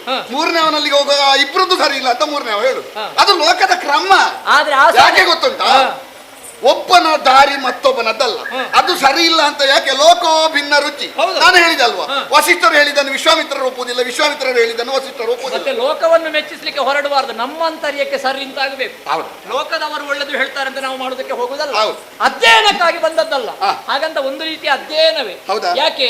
ಪೀಠದಲ್ಲಿ ಏರುವವನಿಗೆ ಕೇವಲ ಸ್ವಾನುಭವವು ಬೇಕಾಗುತ್ತದೆ, ಲೋಕಾನುಭವವು ಬೇಕಾಗುತ್ತದೆ. ಎಲ್ಲವರನ್ನು ಗೆಲ್ಲಬೇಕನ್ನುವಂತ ಆಕಾಂಕ್ಷೆ. ಯಾವ ರೀತಿ ಗೆಲ್ಲಬೇಕು? ಯುದ್ಧ ಮಾಡಿ ಹೊಡೆದು ಮಾಡಿದ್ದು ಕೊಂದು ಮತ್ತೊಬ್ಬರನ್ನು ಗೆಲ್ಲುವುದಲ್ಲ, ಹಾ. ಮತ್ತೊಬ್ಬರ ಮನಸ್ಸನ್ನು ಗೆಲ್ಲಬೇಕು. ಹೌದು. ಅವರ ಧರ್ಮ ಸಿಂಹಾಸನ ಅನ್ನುವಂತ ಹೃದಯದಲ್ಲಿ ನನ್ನ ಸಿಂಹಾಸನವನ್ನು ನಾನು ಏರಬೇಕು. ಹಾ. ಹಾಗಂತ ಯುದ್ಧವೇ ಅನಿವಾರ್ಯವಾದ್ರೆ ಹಾ. ಪರಾಕ್ರಮದಿಂದ ಅಂತವರನ್ನು ಬಗ್ಗುಬಡಿಯಬೇಕು. ಹಾ. ಯಾರು ಅಹಂಕಾರಗಳಾಗಿದ್ದಾರೋ ಹಾ. ಅವರನ್ನು ಬಗ್ಗುಬಡಿದು ಹಾ. ಧರ್ಮಾಂಗದ ಯೋಗ್ಯತೆ ಏನು ಅನ್ನುವುದು ಹಾ. ಲೋಕಮುಖಕ್ಕೆ ತಿಳಿಬೇಕನ್ನುವ ಉದ್ದೇಶಕ್ಕಾಗಿ ಹಾ. ಜೈತ್ರ ಯಾತ್ರೆಗೆ ಬಂದಂತಹ ದ್ಯುಮನಿ ಕುಲ ಸಂಜಾತ ಹಾ. ರುಕ್ಮಾಂಗದ ಭೂಪತಿಯ ಧರ್ಮಾಂಗದ ಅಂದ್ರೆ ನಾನೇ ಹಾ. ಎಲ್ಲವರನ್ನು ಗೆದ್ದು ಹಾ. ಈಗ ಇಲ್ಲಿಗೆ ಬಂದಿದ್ದೇನೆ. ಈಗ ನೀನು ಕಿರೀಟ ಇಡುವುದಕ್ಕೆ ಬೇಕಾದ ಅರ್ಹತೆಯನ್ನು ಸಂಪಾದನೆ ಮಾಡುವುದಕ್ಕೆ ಹೊರಟದ್ದು. ಕಿರೀಟವೇ ಅಲ್ಲ ಅಂದ್ರೆ ಕಿರೀಟದಲ್ಲಿ ಕುಳಿತುಕೊಳ್ಳುವುದು. ಅದು ಪೀಠದಲ್ಲಿ ಅಂದ್ರೆ ಒಂದು ರಾಜ ಕಿರೀಟ ಬಿಡುವ. ಹೌದು. ನಿನ್ನ ತಲೆಯ ಮೇಲಿರುವ ರಾಜ ಕಿರೀಟ ಹಾ. ನನಗೂ ನಿನಗೂ ಇರುವ ವ್ಯತ್ಯಾಸ ಹೇಳುದು ನಾನು. ಹಾ. ನಿನ್ನ ತಲೆಯ ಮೇಲಲ್ವ ರಾಜ ಕಿರೀಟ ಇರುವುದು, ಹೌದು. ನನ್ನ ಪಾದದಲ್ಲಿ ಇರುವುದು ಉಳಿದ ರಾಜರ ಕಿರೀಟ. ಅದೇ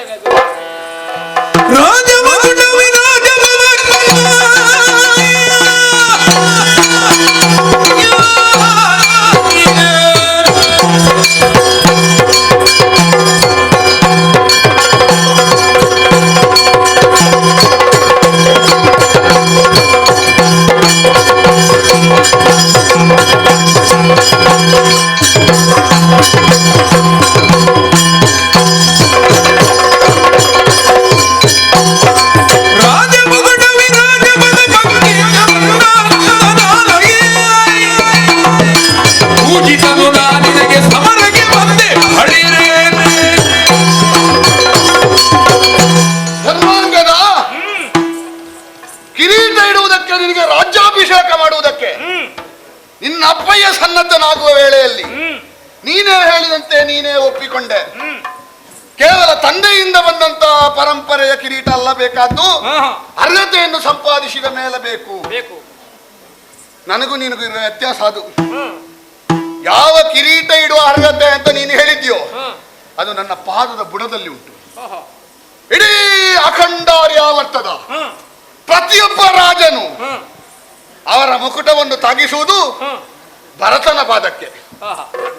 ಇದು ಪಾದ ಪಂಕಜವಾಗಿ ಹೋಗಿದೆ ಅಂದ್ರೆ ಅವರೆಲ್ಲ ತಾಗಿಸಿ, ಅಥವಾ ಅವರೆಲ್ಲ ನನ್ನ ಪಾದ ಎನ್ನುವ ಕಮಲದ ಮಕರಂದವನ್ನು ಹೀರಿ ದುಂಬಿಗಳಾದ ಕಾರಣ ಇದು ಪಂಕಜವಾಗಿ ಹೋಗಿದೆ. ಒಂದು ಹಾಗೆ ಇನ್ನೊಂದು ಹುಟ್ಟಿನಲ್ಲೇ ಉಂಟು. ನಾನು ಹುಟ್ಟುವಾಗಲೇ ಹಸ್ತದಲ್ಲಿ ಚಕ್ರ, ಪಾದದಲ್ಲಿ ಕಮಲ, ಎರಡನ್ನು ಜನ್ಮಜಾತವಾಗಿ ಪಡೆದುಕೊಂಡೇ ಹುಟ್ಟಿದವ. ಹಾಗಾಗಿ ಅಲ್ಲ, ನಾನು ಹುಟ್ಟುವಾಗಲೇ ಹರಿವಂಶ ಸಂಭೂತ ಅಂತ ಹೇಳಿದವರು ಇದ್ದಾರೆ.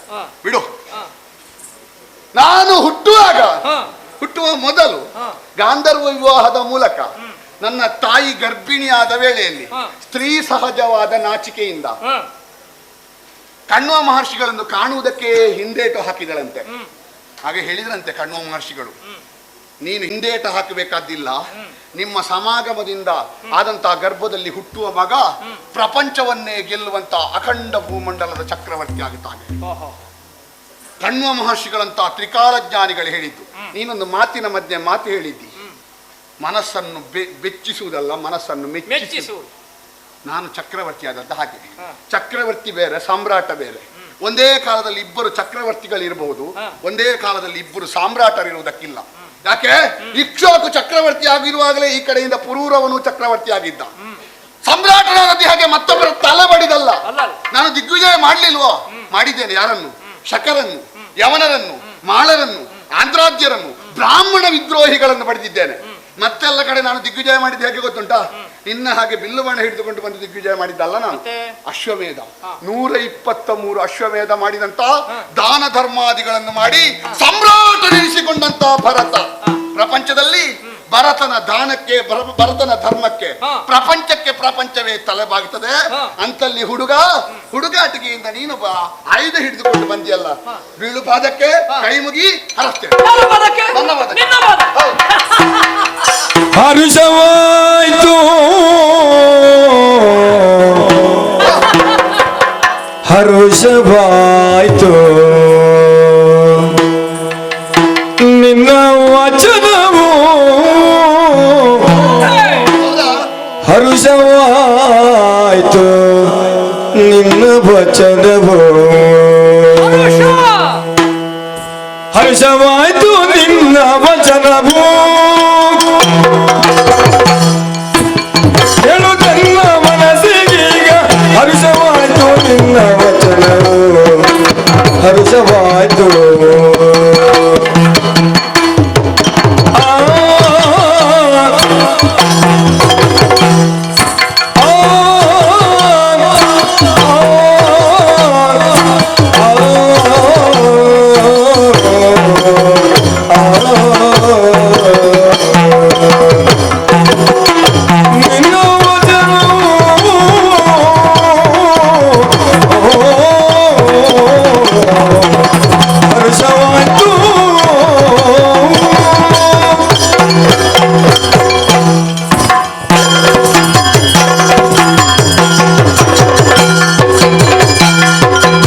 ಹರ್ಷವಾಯ್ತು ನಿನ್ನ ವಚನವು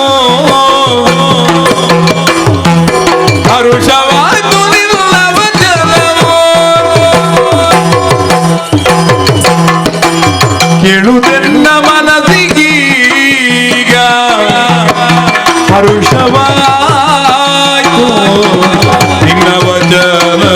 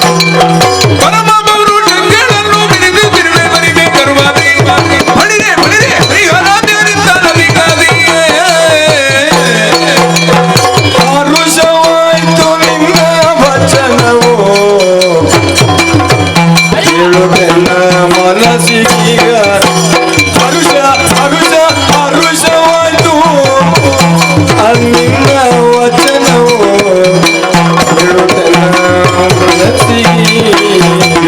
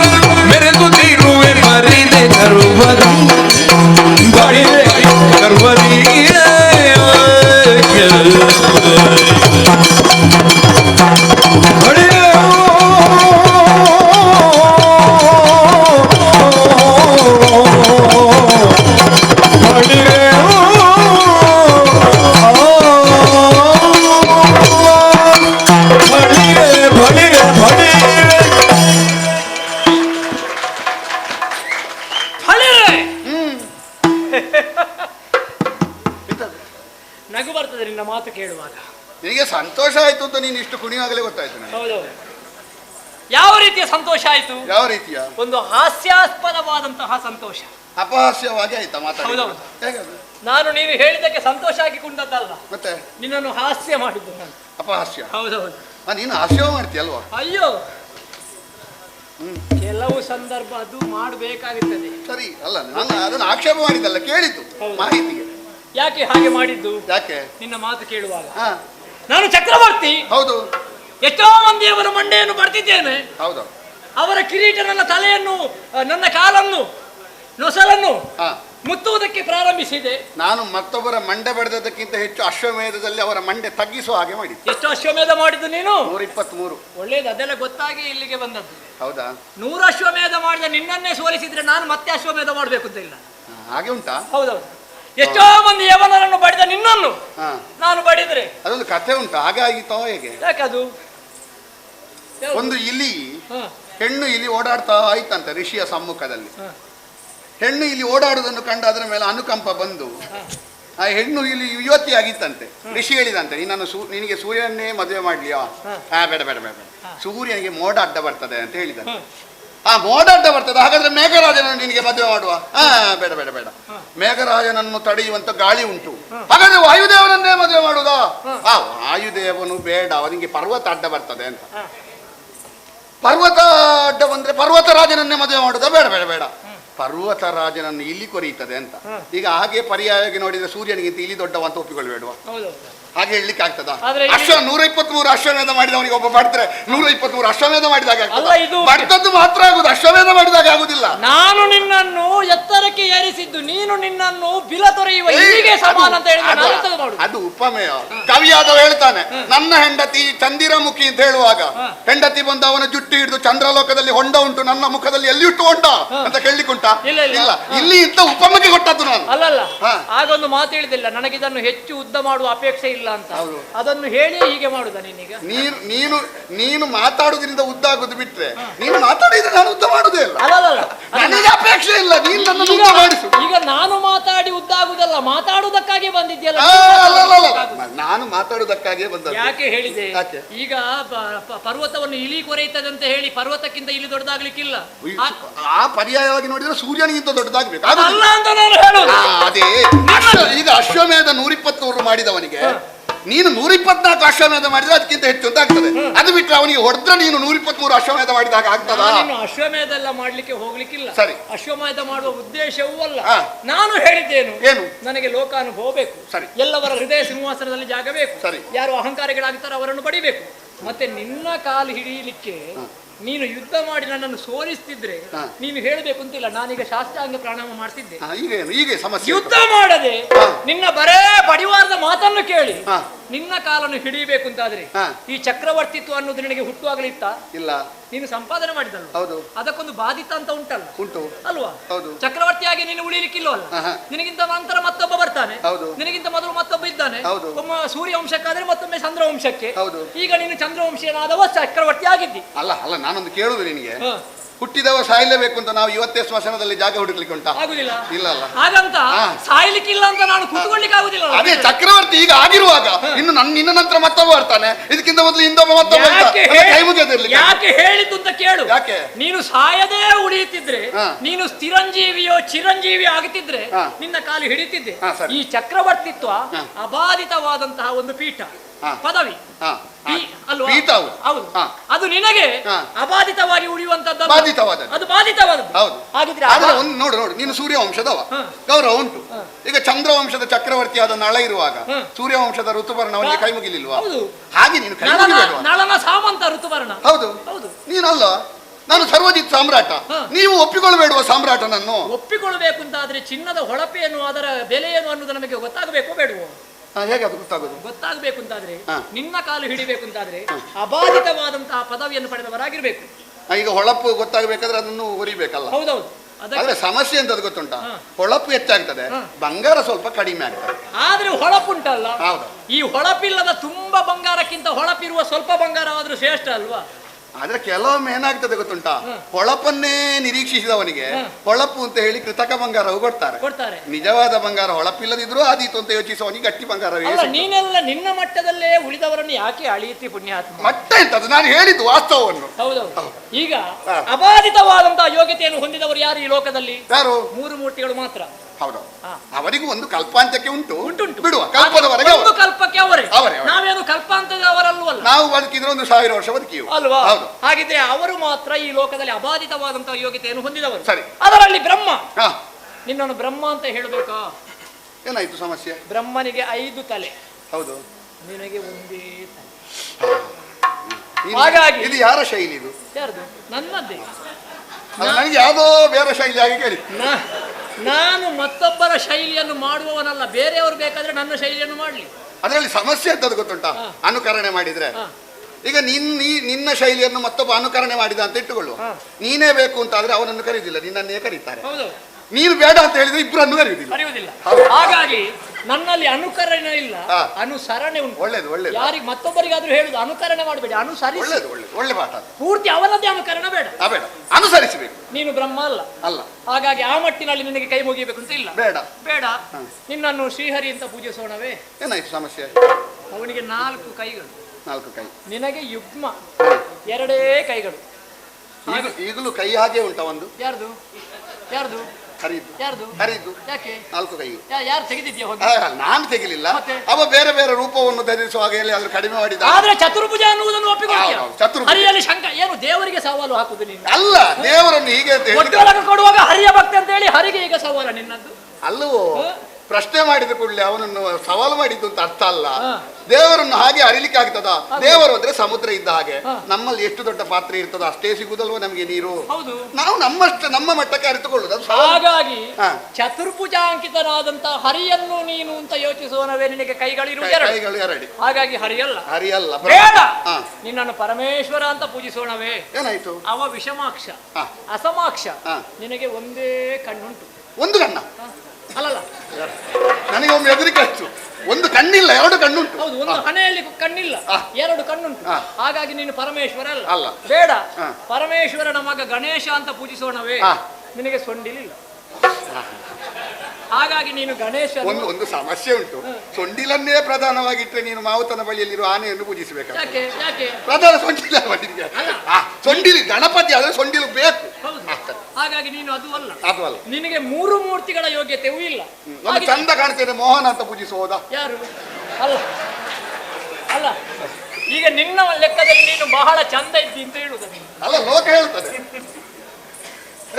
ಲೋಕ ಎದುರು ಸಿಕ್ಕಾಗ ಎಲ್ರಿಗೂ ಹೇಳ್ತದೆ, ಆ. ಅಯ್ಯ ನೀನೇ ಅನ್ನದಾತ ಅಂತ. ಆ. ಆಚೆ ಹೋಗುವಾಗ 3 ಕಾಸಿನ ಹೋದ ಅಂತ ಹೇಳ್ತಾರೆ. ಅದಕ್ಕೆ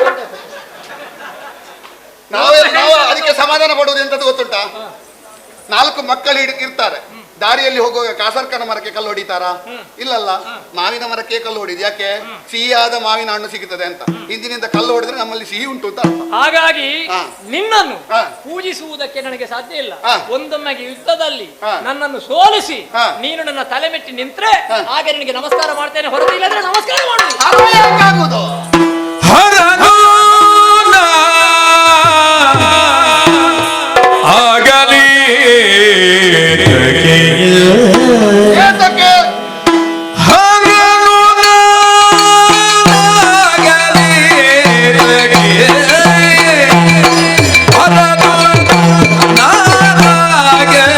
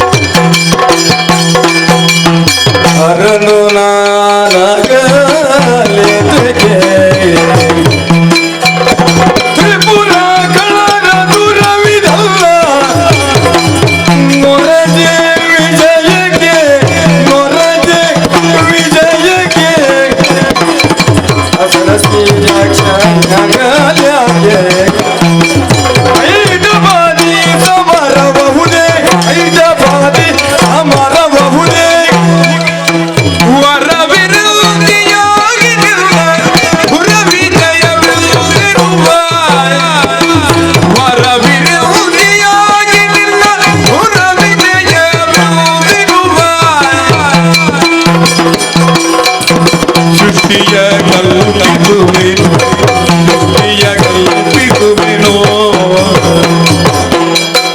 ತರಳ ಬೇಡ ಬಾರು ನಿಜಯ ತರಳ ಬೇಡ ಬಾರು ನಿಜಯ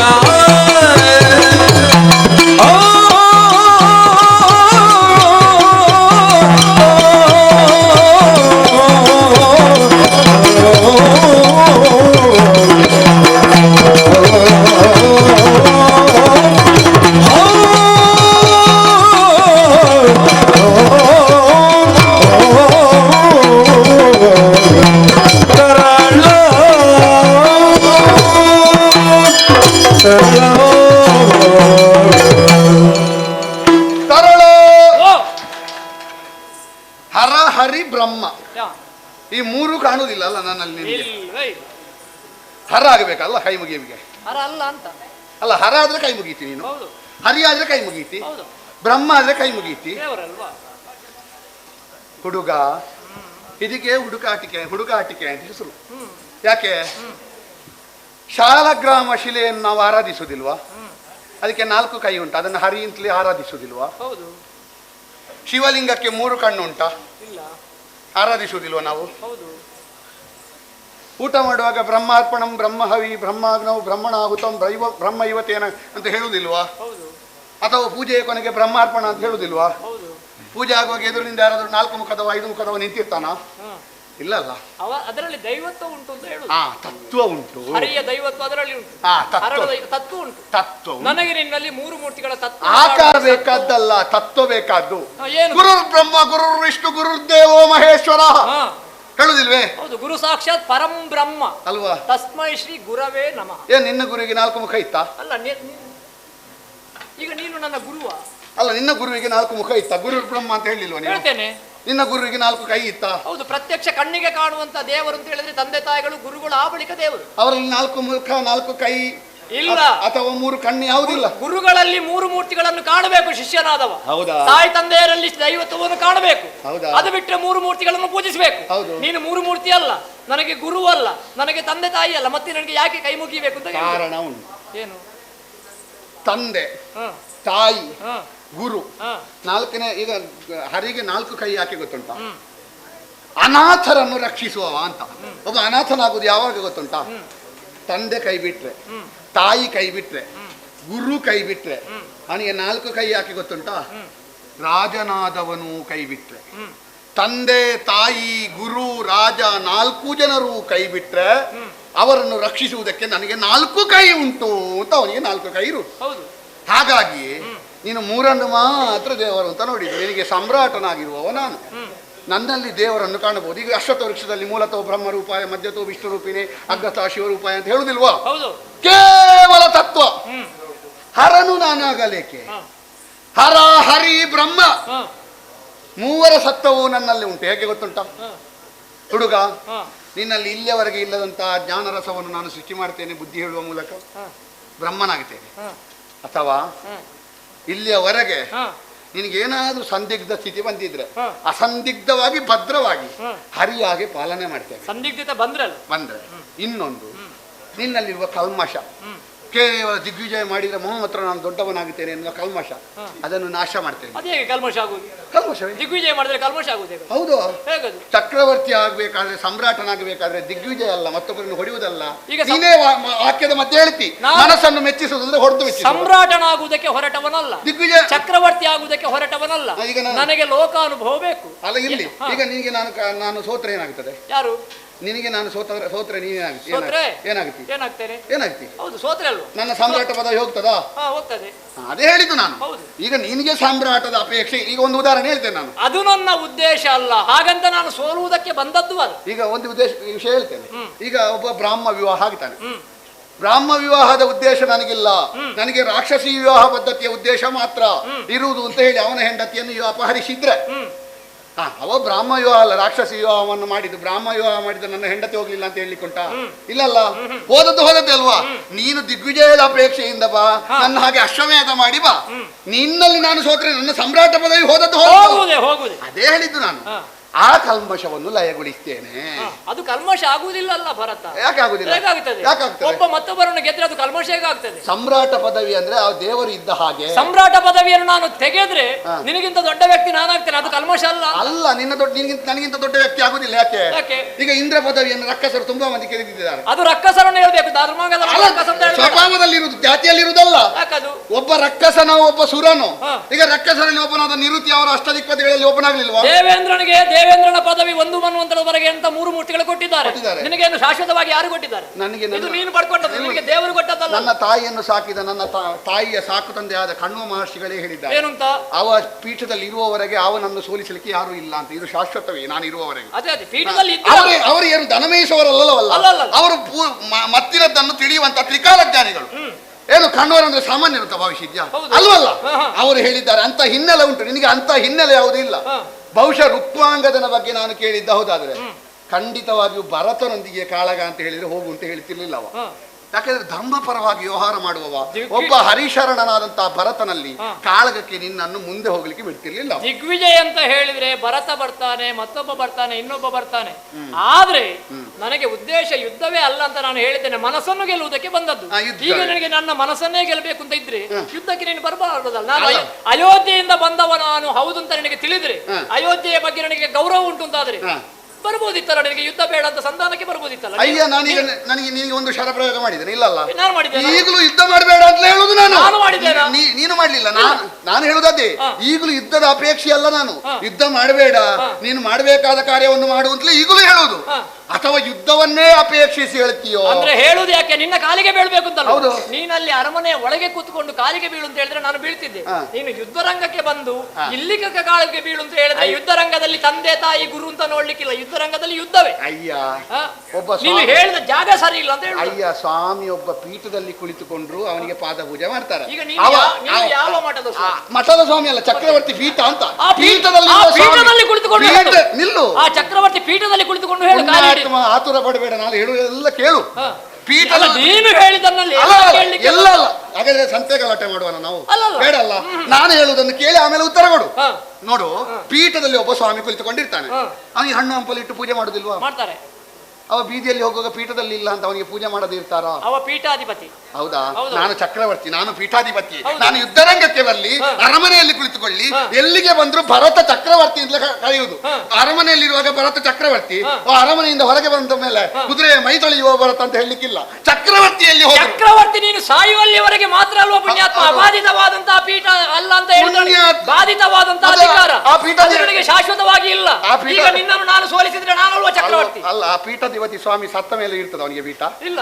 ಅವನಿಗೂ ಹಾಗೆ ನಾನು ಚಕ್ರವರ್ತಿ ಚಕ್ರವರ್ತಿ ಅಂತ ನೀವು ತಿಳಿಲಿಲ್ಲ, ಅದಕ್ಕೆ ಬೇಕಾಗಿ ನಿನ್ಗೆ ಹೇಳುದು. ತಿಳಿದೇ ಬಂದದ್ದು. ನಾನು ಯುದ್ಧಕ್ಕೆ ಬರುವುದಕ್ಕಿಂತ ಮೊದಲು ನನ್ನಲ್ಲಿ ಈ ಹೋರಾಟಕ್ಕೆ ಯಾರು ಸಮ ಅಂತ ಆಲೋಚನೆ ಮಾಡಿಯೇ ಬಂದದ್ದು. ನಿನಗೆ ಜ್ಞಾನದಿಂದ ತಿಳಿದಿದೆ ಅಂತ ಹೇಳಿದ್ದಲ್ಲ, ಭಾವದಿಂದ ತಿಳಿಲಿಲ್ಲ ಅಂತ ಹೇಳಿದ್ದು. ಭಾವ ಬೇರೆ, ಜ್ಞಾನ ಬೇರೆ. ಅಲ್ಲ, ಯುದ್ಧಕ್ಕೆ ಬಂದದ್ದು. ಹರ ಆಗ್ಬೇಕಾ ನನಗೆ? ಹೌದು.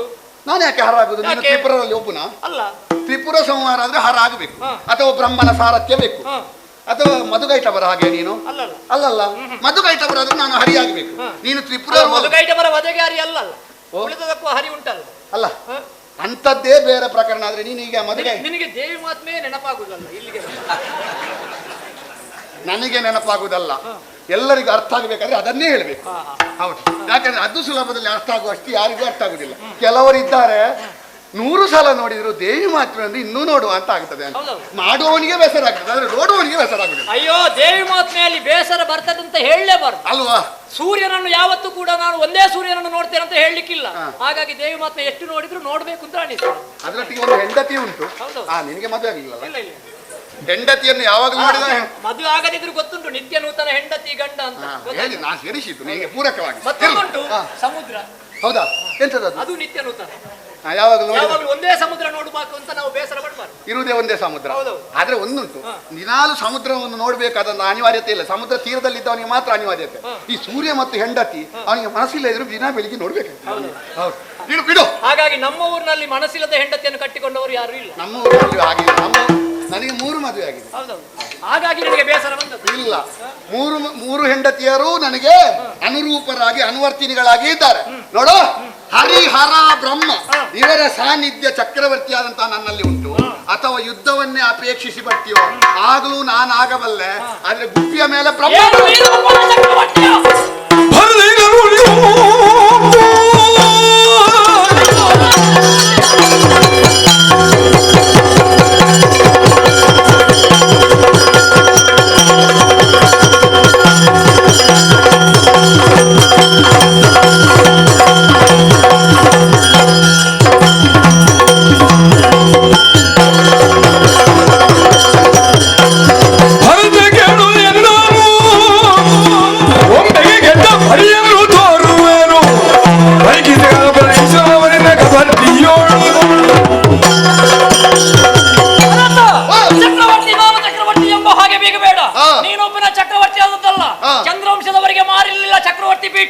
ಸೂರ್ಯವಂಶದಲ್ಲಿಯೂ ಚಕ್ರವರ್ತಿಯಾಗಿದ್ದಾರೆ. ಮನು ಮಾಂಧಾತ್ರ ದಿಲೀಪ ಸಗರನೆ ಮೊದಲಾದವರು ಚಕ್ರವರ್ತಿಯಾಗಿ ಬೆರೆತಿದ್ದಾರೆ. ನೀವು ಹೀಗೆ ಹೇಳಿ, ನಮ್ಮ ದೇಶದಲ್ಲಿ ಅವರಿದ್ರು ಇವರಿದ್ರು ಅಂತ ನೀವು ಸಾಧನೆ ಮಾಡಬೇಡಿ. ನಾನು ಬಂದದಕ್ಕೆ ಚಕ್ರವರ್ತಿ ಪೀಠ ಅನ್ನೋದು ನನಗೆ ಶಾಶ್ವತವಾಗಿ ಮಾರಿ ಬಂದದ್ದಲ್ಲ.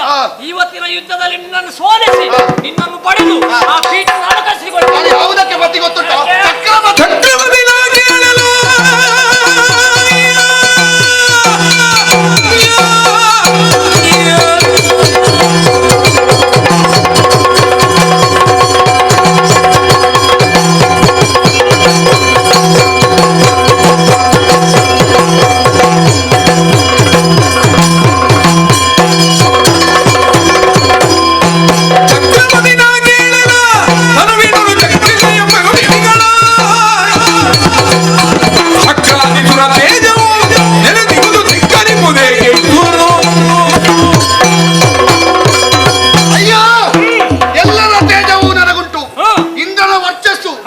ಈಶಾನನ ಪ್ರಭುತ್ವ, ಕುಬೇರನ ಸಂಪನ್ನತೆ, ವರುಣನ ಅವಿಚ್ಛಿನ್ನತೆ, ವಾಯುವಿನ ಅಪ್ರತಿಹತವಾದಂತ ಗಮನ, ನಿರುತಿಯ ನರವಾಹನತ್ವ, ಅಗ್ನಿಯ ತೇಜಸ್ಸು, ಯಮನ ದಂಡಧರತ್ವ, ಬ್ರಹ್ಮನ ಸೃಷ್ಟಿ ಕಾರ್ಯದ ಯೋಗ್ಯತೆ. ಸೃಷ್ಟಿಯಲ್ಲಿ ಮತ್ತೊಂದು ಜೀವವನ್ನು ಸೃಷ್ಟಿ ಮಾಡುವುದಲ್ಲ, ಒಳ್ಳೆಯದನ್ನು ಸೃಷ್ಟಿ ಮಾಡುವುದು. ಕೇಳಿದ್ಯಾ? ನಾ ಪೃಥ್ವಿ ಪತಿಗಿ ವಿಷ್ಣು. ಪೃಥ್ವಿ ಪತಿಗಿಂತ ದೊಡ್ಡ ವಿಷ್ಣುವೇ ಇಲ್ಲ. ಈಶಾನಾಂಶ 3 ಮೂರ್ತಿಗಳು ಇದ್ದಾರೆ, 8 ದಿಕ್ಪತಿಗಳು ಇದ್ದಾರೆ. ಸತ್ವವನ್ನು ಹೊಂದಿದ ಭರತನಾದ ನಿನ್ನ ಸತ್ವವನ್ನು ಅಳಿಸಿ ಈ ಭರತನನ್ನು ಇಳಿಸದಿದ್ದರೆ ನಾನು ಧರ್ಮಾಗಲ್ಲ.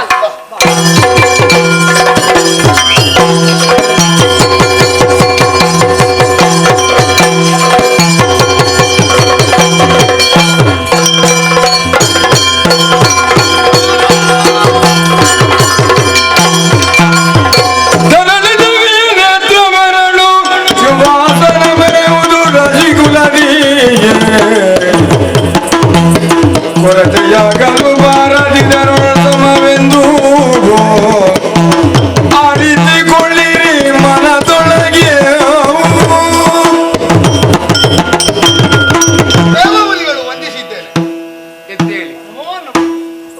ಅಂಬರಪಥದಲ್ಲಿ ಸಂಚರಿಸ್ತಾ ಇದ್ದೆ, ಕೆಳಗೆ ದೃಷ್ಟಿ ಹಾಯಿಸಿದಾಗ ಘನಘೋರವಾದಂತಹ ಸಂಗ್ರಾಮ ನಡೀತಾ ಇದೆ ಎಂದು ಗೊತ್ತಾಯಿತು. ಯಾರು ಎಂಬಾಗ ನೋಡುವುದಕ್ಕೆ ಬೇಕಾಗಿ ಬಂದು ನೋಡಿದಾಗ ನೀವ ಇದು ನಿಮಗೆ ಉಪಚಾರ ಮತ್ತೆ ಮಾಡುವ. ಆ ಹುಡುಗನಿಗೆ ಎಷ್ಟು ಹೇಳಿದ್ರೆ ಅರ್ಥ ಆಗುದಿಲ್ಲ. ಒಂದು ನಿನಗೆ ಅರ್ಥ ಆಗ್ತದ? ಆಗುದಿಲ್ಲ. ಎಷ್ಟು ಮಾತಾಡ್ತೀರಿ ಪುಣ್ಯಾತ್ಮ. ಇದು ದೇವವಾಣಿ. ನಾರದರೆ ನಿಮಗೆ ತುಂಬಾ ಕಡೆ ತಿರುಗಾಟ ಮಾಡಿ ಮಾತಾಡ್ಲಿಕ್ಕೆ ಅವಕಾಶ ಉಂಟು. ನನ್ನನ್ನು ಕರೆಯುವುದೇ ಮಾತಾಡ್ಲಿಕ್ಕೆ. ಹೌದಲ್ಲ, ನಾನಂತೂ ಮಾತನಾಡುವುದಿಲ್ಲ. ನಿಮ್ಮ ಮಾತನ್ನು ನಿಲ್ಲಿಸುವುದಕ್ಕೆ ಬೇಕಾಗಿ ಬಂದಿದ್ದೇನೆ. ನಾನು ಭಾವಿಸಿದೆ ಜಗಳ ಜೋರಾಗುತ್ತದೆ ಅಂತ. ನೀವು ಜಗಳ ಪ್ರಾರಂಭಿಸಲಿಕ್ಕೆ ಬರುದಲ್ಲ? ಹೇಳುತ್ತಾರೆ ನಾರದರೆ ಬರುವುದು ಜಗಳ ಮಾಡಿಸುವುದಕ್ಕೆ ಬೇಕಾಗಿ ಅಂತ. ಹೌದು. ಆದ್ರೆ ನಾನು ಬಂದದ್ದು ಯಾಕೆ? ಜಗಳ ನಿಲ್ಲಿಸುವುದಕ್ಕೆ ಬೇಕಾಗಿ. ಇಲ್ಲಿಯವರೆಗೆ ನೀವು ಹಚ್ಚಿ ಹೋಗ್ತಿದ್ದದ್ದು ಸಿಡಿಯುವಾಗ ಇರ್ತಿರ್ಲಿಲ್ಲ. ಸಿಡಿಯುವುದನ್ನು ಆರಿಸಲಿಕ್ಕೆ ಮೊದಲು ಬಂದದ್ದು. ಹೌದು, ಕಾರಣವಿದೆ. ನೀವು ಕಾದಾಟ ಮಾಡು ಸರಿಯಲ್ಲ. ಯಾಕಂದ್ರೆ ನೀವು ಪ್ರಪಂಚಕ್ಕೆ ಆದರ್ಶ ವ್ಯಕ್ತಿಗಳು. ಸೂರ್ಯವಂಶ ಆಮೇಲೆ ಚಂದ್ರವಂಶ ಎಂಬುದು ಶರೀರದಲ್ಲಿ 2 ಕಣ್ಣುಗಳಿದ್ದ ಹಾಗೆ, 2 ಕೈಗಳಿದ್ದ ಹಾಗೆ. ನೀವೇ ಕಾದಾಟ ಮಾಡುತ್ತಾ ಇದ್ದ ಹೌದಾದ್ರೆ ಪ್ರಪಂಚದ ಎಲ್ಲರೂ ಕೂಡ ಕೈ ತಟ್ಟಿ ಅಪಹಾಸ್ಯ ಮಾಡುವುದಕ್ಕೆ ಸಾಧ್ಯ ಉಂಟು. ಆದ್ದರಿಂದ ಕಳೆದನ್ನೆಲ್ಲ ಮರೆತು ನಿಮ್ಮಲ್ಲಿ ಇನ್ನು ಮುಂದೆ ವೈರತ್ವ ಇರದೆ ಸಂಬಂಧಿಗಳಾಗಿ ಒಬ್ಬೊಬ್ಬ ಒಳ್ಳೆ ರೀತಿಯಲ್ಲಿ ಬದುಕಬೇಕು ಅಂತ ಆಸೆ. ಈಗ ಹರಿಸೇನೆಯವರೇ ಕಾಳಗ ಮಾಡಿದ್ರೆ ಶಿವಸೇನೆಯವರು ಕಾಯ್ತಾ ಇರ್ತಾರೆ ಅಲ್ವಾ? ಕೆಲವರು ಅದನ್ನೇ ಕಾಯ್ತಾ ಇದ್ದಾರೆ. ಹೌದು. ನಾವು ಅದಕ್ಕೆ ಆಸ್ಪದ ಮಾಡಿ ಕೊಡಬಾರದು. ಸರಿ ಸರಿ. ಹಾ. ಇದು ಆದ್ದರಿಂದ- ಇದು ನೀವು ನನಗೆ ಮರ್ತೋಯ್ತು, ನೀವು ನಮ್ಮ ಊರಿಗೆ ಬಂದದ್ದು ಒಂದು ಉಪಚಾರ. ಬೇಡ, ಉಪಚಾರಕ್ಕೆ ಬೇಕಾ ಇನ್ನೊಮ್ಮೆ ಬರೋಣ. ಸರಿ. ಆದ್ರೆ ಇನ್ನು ನೀವು ಮಾಡಬೇಕಾದ ಈಗ ಕಾಳಗ ಮಾಡುವುದು ಇಲ್ಲಿ ಮಾಡುದು ಬೇಡ ಅಂತ ಹೇಳ್ತೀನಿ. ಹಾ. ಅವ ಅಲ್ಲಿಂದ ಇಲ್ಲಿವರೆಗೆ ಬಂದಿದ್ದಾನೆ. ಹೌದು. ಪಾಪ ಮನೆಗೂ ಸರಿ ಹೋಗಿದ್ದಾನೆ ಇಲ್ವ ಅವ. ಹಾ. ಅವ ಇಲ್ಲಿವರೆಗೆ ಬಂದದ್ದಕ್ಕೆ ನಾನು ಇಷ್ಟು ಹೊತ್ತು ಅವನಲ್ಲಿ ಮಾತಾಡಿದ್ದಕ್ಕೆ ಹೌದು. ಒಂದು ಸರಿಯಾದ ಸಮಾಪ್ತಿ ಬೇಡುವ ಸ್ವಾಮಿ. ನಿಲ್ಲಿಸುದಂದ್ರೆ ಒಂದು ಅರ್ಧಕ್ಕೆ ನಿಲ್ಲಿಸುದ. ಸಮಾಪ್ತಿ ನಾನು ಬಂದ ಮೇಲೆ ಹಾಗೆ ಬಿಡುತ್ತೇನೆ, ಬಿಡುದಿಲ್ಲ ಅಲ್ಲ? ಸಮಾಪ್ತಿ ಮಾಡಿಸ್ತೇನೆ. ಹಾ. ಹೇಗೆಂದ್ರೆ ಹಾ. ನಿಮ್ಮಲ್ಲಿ ವೈರತ್ಯ ಇರಬಾರ್ದು. ಹಾ. ಇನ್ನು ಮುಂದೆ ನಿಮ್ಮಲ್ಲಿ ಒಂದು ಬೇಸುಗೆ ಸಂಬಂಧ. ಎಂತದ್ದು ಬೆಸುಗೆ? ಲೋಹಕ್ಕೆ ಆಹಾ. ಸಂಬಂಧದ ಬೆಸುಗೆ ಹಾಗಲ್ಲ ಮಾರಾಯ. ಮತ್ತೆ? ಸೂರ್ಯವಂಶ ಮತ್ತು ಚಂದ್ರವಂಶ ಇನ್ನು ಮುಂದೆ ವೈರಿಗಳಾಗಿರಬಾರದು ಎಂಬುದಕ್ಕೆ ಬೇಕಾಗಿ ಒಂದು ಸಂಬಂಧಿಗಳಾಗಿ ನೀವು ಪ್ರಪಂಚದಲ್ಲಿ ಬರಬೇಕು. ಸಂಬಂಧ ಅಂದ್ರೆ ಹೇಗೆ ಅಂತ ಬೇಕಲ್ಲ? ಹೇಗಲ್ಲ, ನಿಮ್ಗೆ ಎಷ್ಟು ಮಂದಿ ಹೆಣ್ಣು ಮಕ್ಕಳಿದ್ದಾರೆ? ನಿಮ್ಮಲ್ಲಿ ಹೇಳ್ಬೋದು 5 ಜನ. ನಾನು ಹೇಳ್ಬೋದು, ಆ 5 ಮಂದಿಯನ್ನು ಇವನಿಗೆ ಕೊಟ್ಟು ಮದುವೆ ಮಾಡಿದ್ರೆ ಮುಗೀತಲ್ಲ. ಓ ಹೌದು, ಒಬ್ಬನಿಗೆ ಒಬ್ಬನಿಗೆ. ನಿನಗೆ ಉಳಿತಾಯ ಆಯ್ತು. ಅದೌದು. ಹಾ. ಈ ಗಂಡು ಮಕ್ಕಳೆಲ್ಲ ನನ್ನ ಮನೆಯ ಮುಂದೆ ಧರಣಿ ಕೂತ್ಕೊಳ್ಳಿಕ್ಕಿಲ್ಲ ಅಲ್ಲ. ಒಬ್ಬನಿಗೆ 5 ಕೊಟ್ಟಿದ್ದೀರಿ, ನಮ್ಗೆ ಹೆಣ್ಣು ಮಕ್ಕಳಿಲ್ಲ ಅಂತ. ಇಂಥ ಯೋಗ್ಯತಾವನ್ನು ಸಿಗಬೇಕು ಅಂತಾದ್ರೆ ನಿನ್ನ ಯೋಗ ಭಾಗ್ಯ ಅಂದ್ರೆ ನೀನು ತಿಳ್ಕೊಳ್ಬೇಕು. ನನಗೊಂದು ಒಳ್ಳೇದಾಯ್ತು. ಒಂದು ರೀತಿಯ ಉಳಿತಾಯವೇ. 5 ಮಂದಿ ಹೆಣ್ಮಕ್ಕಳ ಮನೆಗೆ ಹೋಗ್ಬೇಕಂತಲ್ಲ, ಒಬ್ಬಳ ಮನೆಗೆ ಹೋದ್ರೆ 5 ಮಂದಿಯನ್ನು ನೋಡ್ಲಿಕ್ಕೆ ಹೇಗೆ ವಿಷಯ ಆಗುತ್ತಲ್ಲ. ಉಳಿತದಂತ ಆಗುವಾಗ ಆಯ್ತು ಅಂತ ಹೇಳ್ತಾರೆ. ಅಲ್ಲ ಅದಲ್ಲ. ಹಾ. ಇದಕ್ಕೆ 5 ಅವನಿಗೆ ಮದುವೆ ಅಲ್ಲ, ನೀವು ಹೇಳಿದ್ರೆ ಮತ್ತೆ ಪೂರ್ತ ಕೇಳಲಿಕ್ಕೆ. ಹೌದೌದು 5. ಹೇಗೆ ನಿನ್ನದೊಪ್ಪಿಗೆ ತಾನೇ ಸ್ವಾಮಿ, ನೀವು ಹೇಳಿದ ನಾನು ಮಾತಿನ ಮಧ್ಯೆ ಹೇಳಿದ್ದೆ, ಏನಯ್ಯ? ನನ್ನ ಪಾದ ಪಂಕಜ ಹಾ. ನೀನು ಅದನ್ನು ಹೀರುವ ದುಂಬಿ ಅಳಿಯಾಗಬೇಕು ಅಂತ. ಅಲ್ಲಿಗೆ ದುಂಬಿಗೆ ಅಳಿ ಅಂತ ಹೆಸರಲ್ವಾ? ಹೌದು. ಈಗ ಅಳಿ ಆಗ್ಲಿಲ್ಲ, ಅವ ಅಳಿ ಆಗ್ಲಿಕ್ಕೆ ಹೊರಟಿದ್ದಾನೆ. ಹೌದಲ್ಲ? ಹೌದು. ಅದೇ ಯೋಗ ದೈವಾನುಗ್ರಹ ಅಂದ್ರೆ ಅದುವೇ. ಹೌದು, ನೀವು ಹೇಳುದು ಇದು ನಿನಗೆ ಒಂದು ಬಯಸದೆ ಬಂದಂತ ಭಾಗ್ಯ. ನೀವು ಹೇಳುದು ಬೇರೆ ಅಲ್ಲ, 3 ಮೂರ್ತಿಗಳು ಹೇಳುದು ಬೇರೆ ಅಲ್ಲ. ಅವರ ಮಾತನ್ನೇ ನಾನು ಹೇಳಿದ್ದೇನೆ ಅಂತ ಇಟ್ಟುಕೋ. ಆಯ್ತು ಸ್ವಾಮಿ, ಒಂದು ಅವನನ್ನು ಅಲಂಕರಿಸಿ. ಹೌದು, ಬಾ. ಮಾವಯ್ಯ! ಓಹ್, ನಾನು ಮಂದಿರ ಬರ್ಬೇಕು. ನಿಮಗೂ ಮತ್ತೊಬ್ಬರು ಮದುವೆ ಆಗುವಾಗ ಸ್ವಲ್ಪ ಒಳಗಿಂದ ಒಳಗೆ ಮದುವೆ ಆಗದವರಿಗೆ ಆಗ್ತದೆ. ಅದು ನನಗ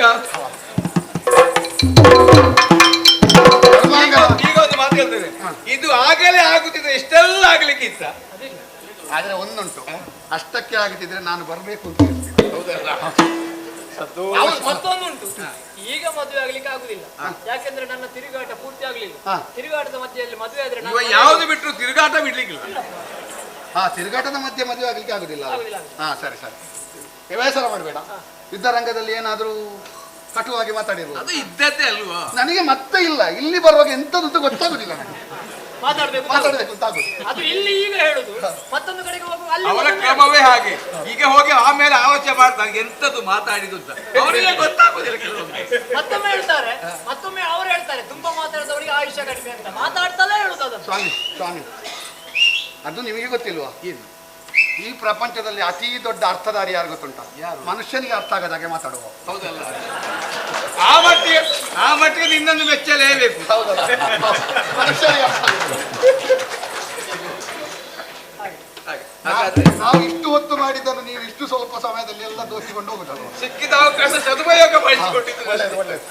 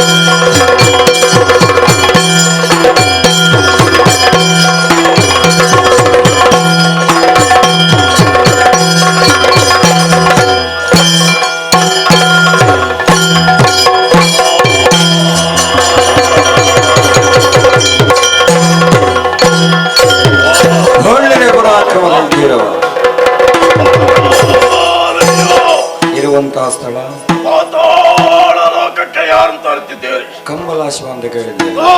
ಸರಿ ಸರಿ ಹೊರಡು ಬಂದಂತಹ ಕಾರ್ಯ ಅಲೋಕವಿದೆ. ಊರಿಗೆ ಸಂಗುಲ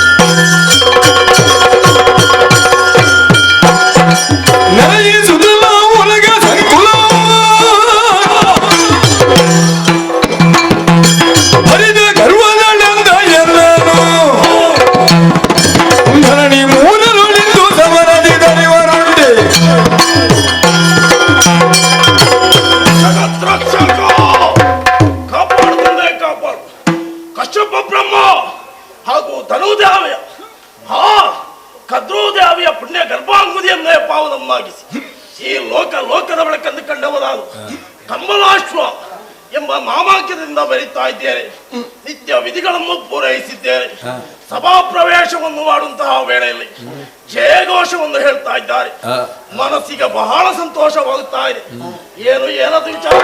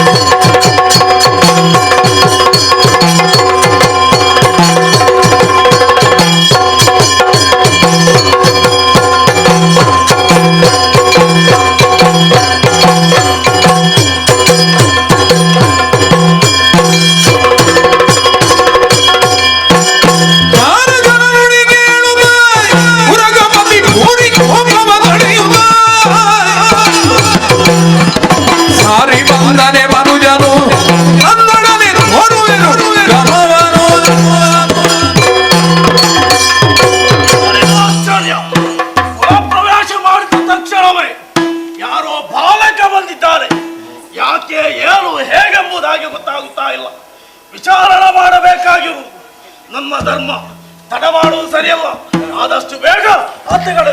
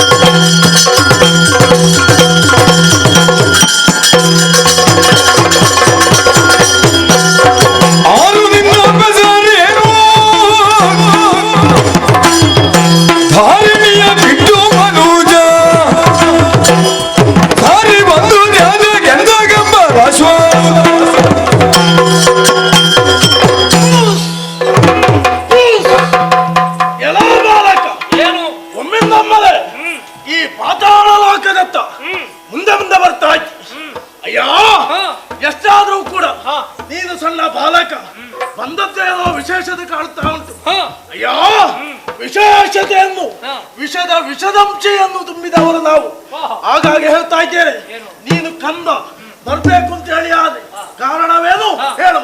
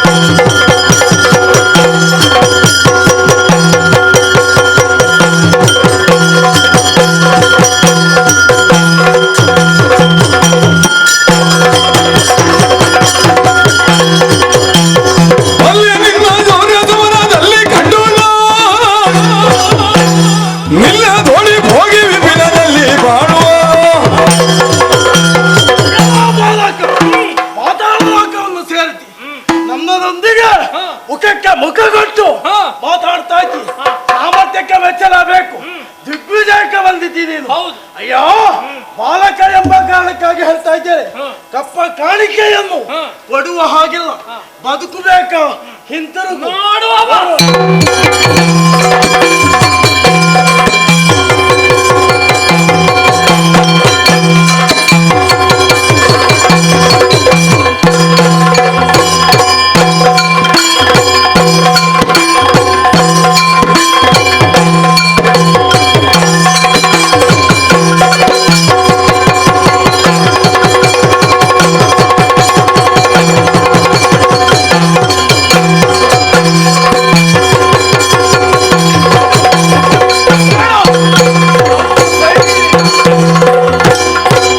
ಪಾಲಿಸು ಕರುಣ ಕಟಾಗದಿ ಭೂಮಿ ಪಾದ ಸಂಭವ ಕಡುಬೆ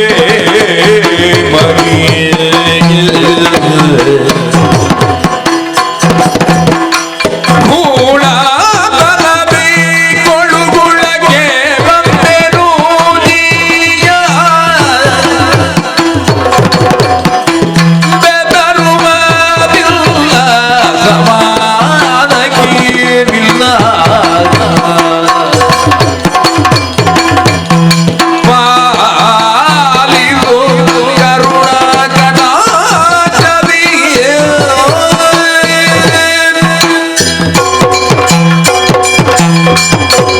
ವೀರ ಬುಸ್.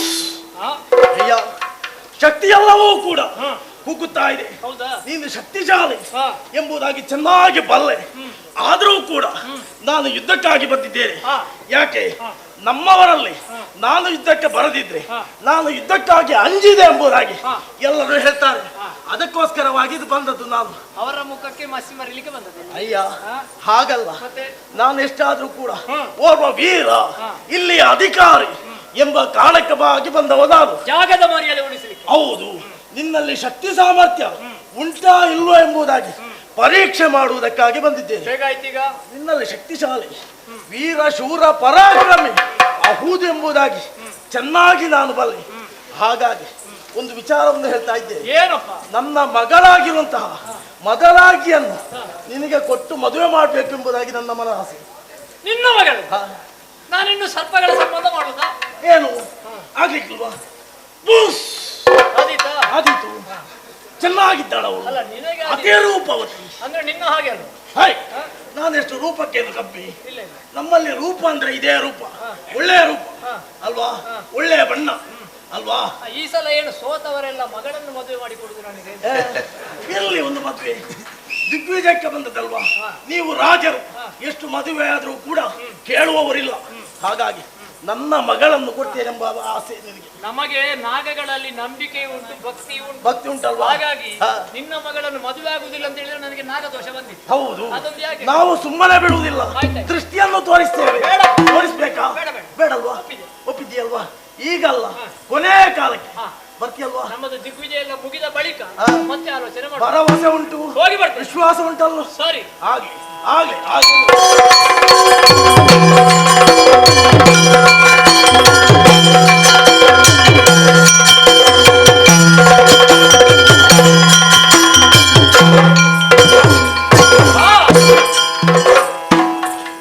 ಅದೆಷ್ಟೋ ಯುದ್ಧಕ್ಕೆ ಹೋದವ ನಾನು, ಎಷ್ಟೋ ರಾಜ್ಯವನ್ನು ಪ್ರವೇಶ ಮಾಡಿದೆ, ಭೂಲೋಕವನ್ನು ಗೆದ್ದೆ, ಪಾತಾಳವನ್ನು ಗೆದ್ದೆ. ಈಗ ಆಲೋಚನೆ ಮಾಡುದು ಈ ದಿವಸ ಯಾವುದು ಅಂತ ಆಲೋಚನೆ ಮಾಡುವಾಗ ಏಕಾದಶಿಯ ದಿವಸ. ಅಪ್ಪಯ್ಯ ಹೊರಡುವಾಗಲೇ ಹೇಳಿದ್ದಾರೆ, ಎಲ್ಲಿಗೆ ಹೋಗು, ಹೇಗೆ ಇರು, ಏಕಾದಶಿ ವ್ರತವನ್ನು ಮಾತ್ರ ಬಿಡಬಾರದು, ಆ ದಿವಸ ಹರಿಪೂಜೆಯನ್ನು ಮಾತ್ರ ಯಾವ ಕಾಲಕ್ಕೂ ಬಿಡಬಾರದು. ಏಕಾದಶಿಯ ಯೋಗ್ಯತೆ ಏನು ಅನ್ನೋದು ನಮ್ಮ ನಾಡಿನಲ್ಲಿ ನಮಗೆಲ್ಲವರಿಗೂ ಗೊತ್ತಾಗಿದೆ. ಏಕಾದಶಿಯ ದಿವಸ ದಿನವಿಡೀ ಉಪವಾಸ ಇರಬೇಕು, ಹರಿಗೆ ಪ್ರೀತ್ಯರ್ಥವಾದಂತಹ ಪೂಜೆಯನ್ನು ಮಾಡಬೇಕು. ಪೂಜೆ ಮಾಡಬೇಕು ಅಂತ ಆದ್ರೆ ಹರಿಗೆ ಪ್ರೀತ್ಯರ್ಥವಾದಂತಹ ಹೂಗಳು ಬೇಕು. ಬಳಿಯಲ್ಲಿರುವಂತಹ ಹೂದೋಟಕ್ಕೆ ಹೋಗಿ ಹೂಗಳನ್ನು ಕೊಯ್ಯುವುದಕ್ಕೆ ದೂತರಲ್ಲಿ ಹೇಳಿದರೆ ಅಲ್ಲಿ ಕಾವಲಿರುವಂತಹ ಯಾವನ ಒಬ್ಬ ಕಾವಲಗಾರ ಹೂ ಕೊಯ್ಯುವುದಕ್ಕೆ ಬಿಡ್ಲಿಲ್ಲಂತೆ. ಅವರಿಗೆ 4 ಬಾರಿಸುವುದಕ್ಕೆ ಹೇಳಿದ್ದೇನೆ. ನೋಡುವ ಯಾರು ಬರ್ತಾರೆ ನೋಡ.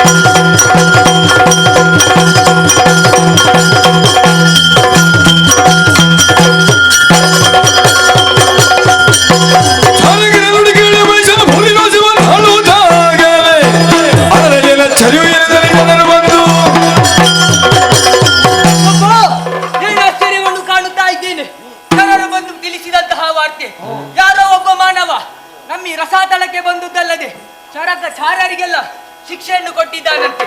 ಹಾಗಾದ್ರೆ ನಾವು ಸುಮ್ಮನೆ ಇರುವುದಾ? ಅವನಿಗೆ ತಕ್ಕ ಶಾಸ್ತಿಯನ್ನು ಮಾಡಲೇಬೇಕು. ಆದುದರಿಂದ ಹೇಳುತ್ತೇನೆ.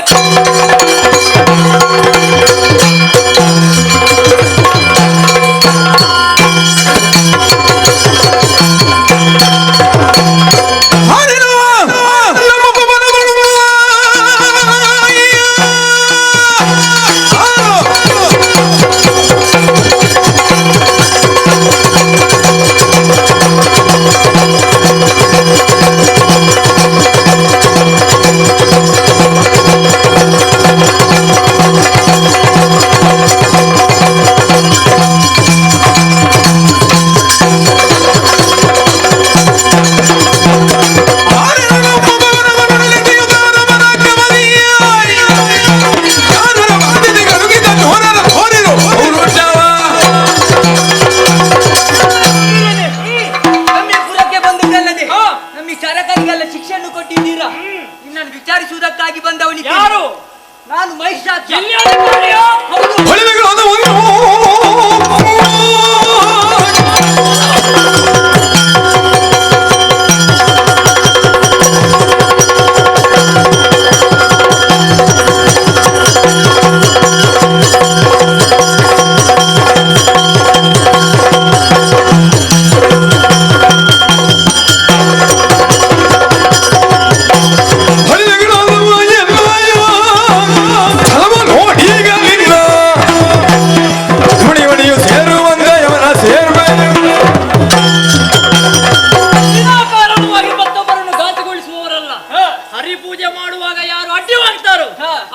ಶಿಕ್ಷಿಸದೆ ಉಳಿಯುವುದಿಲ್ಲ.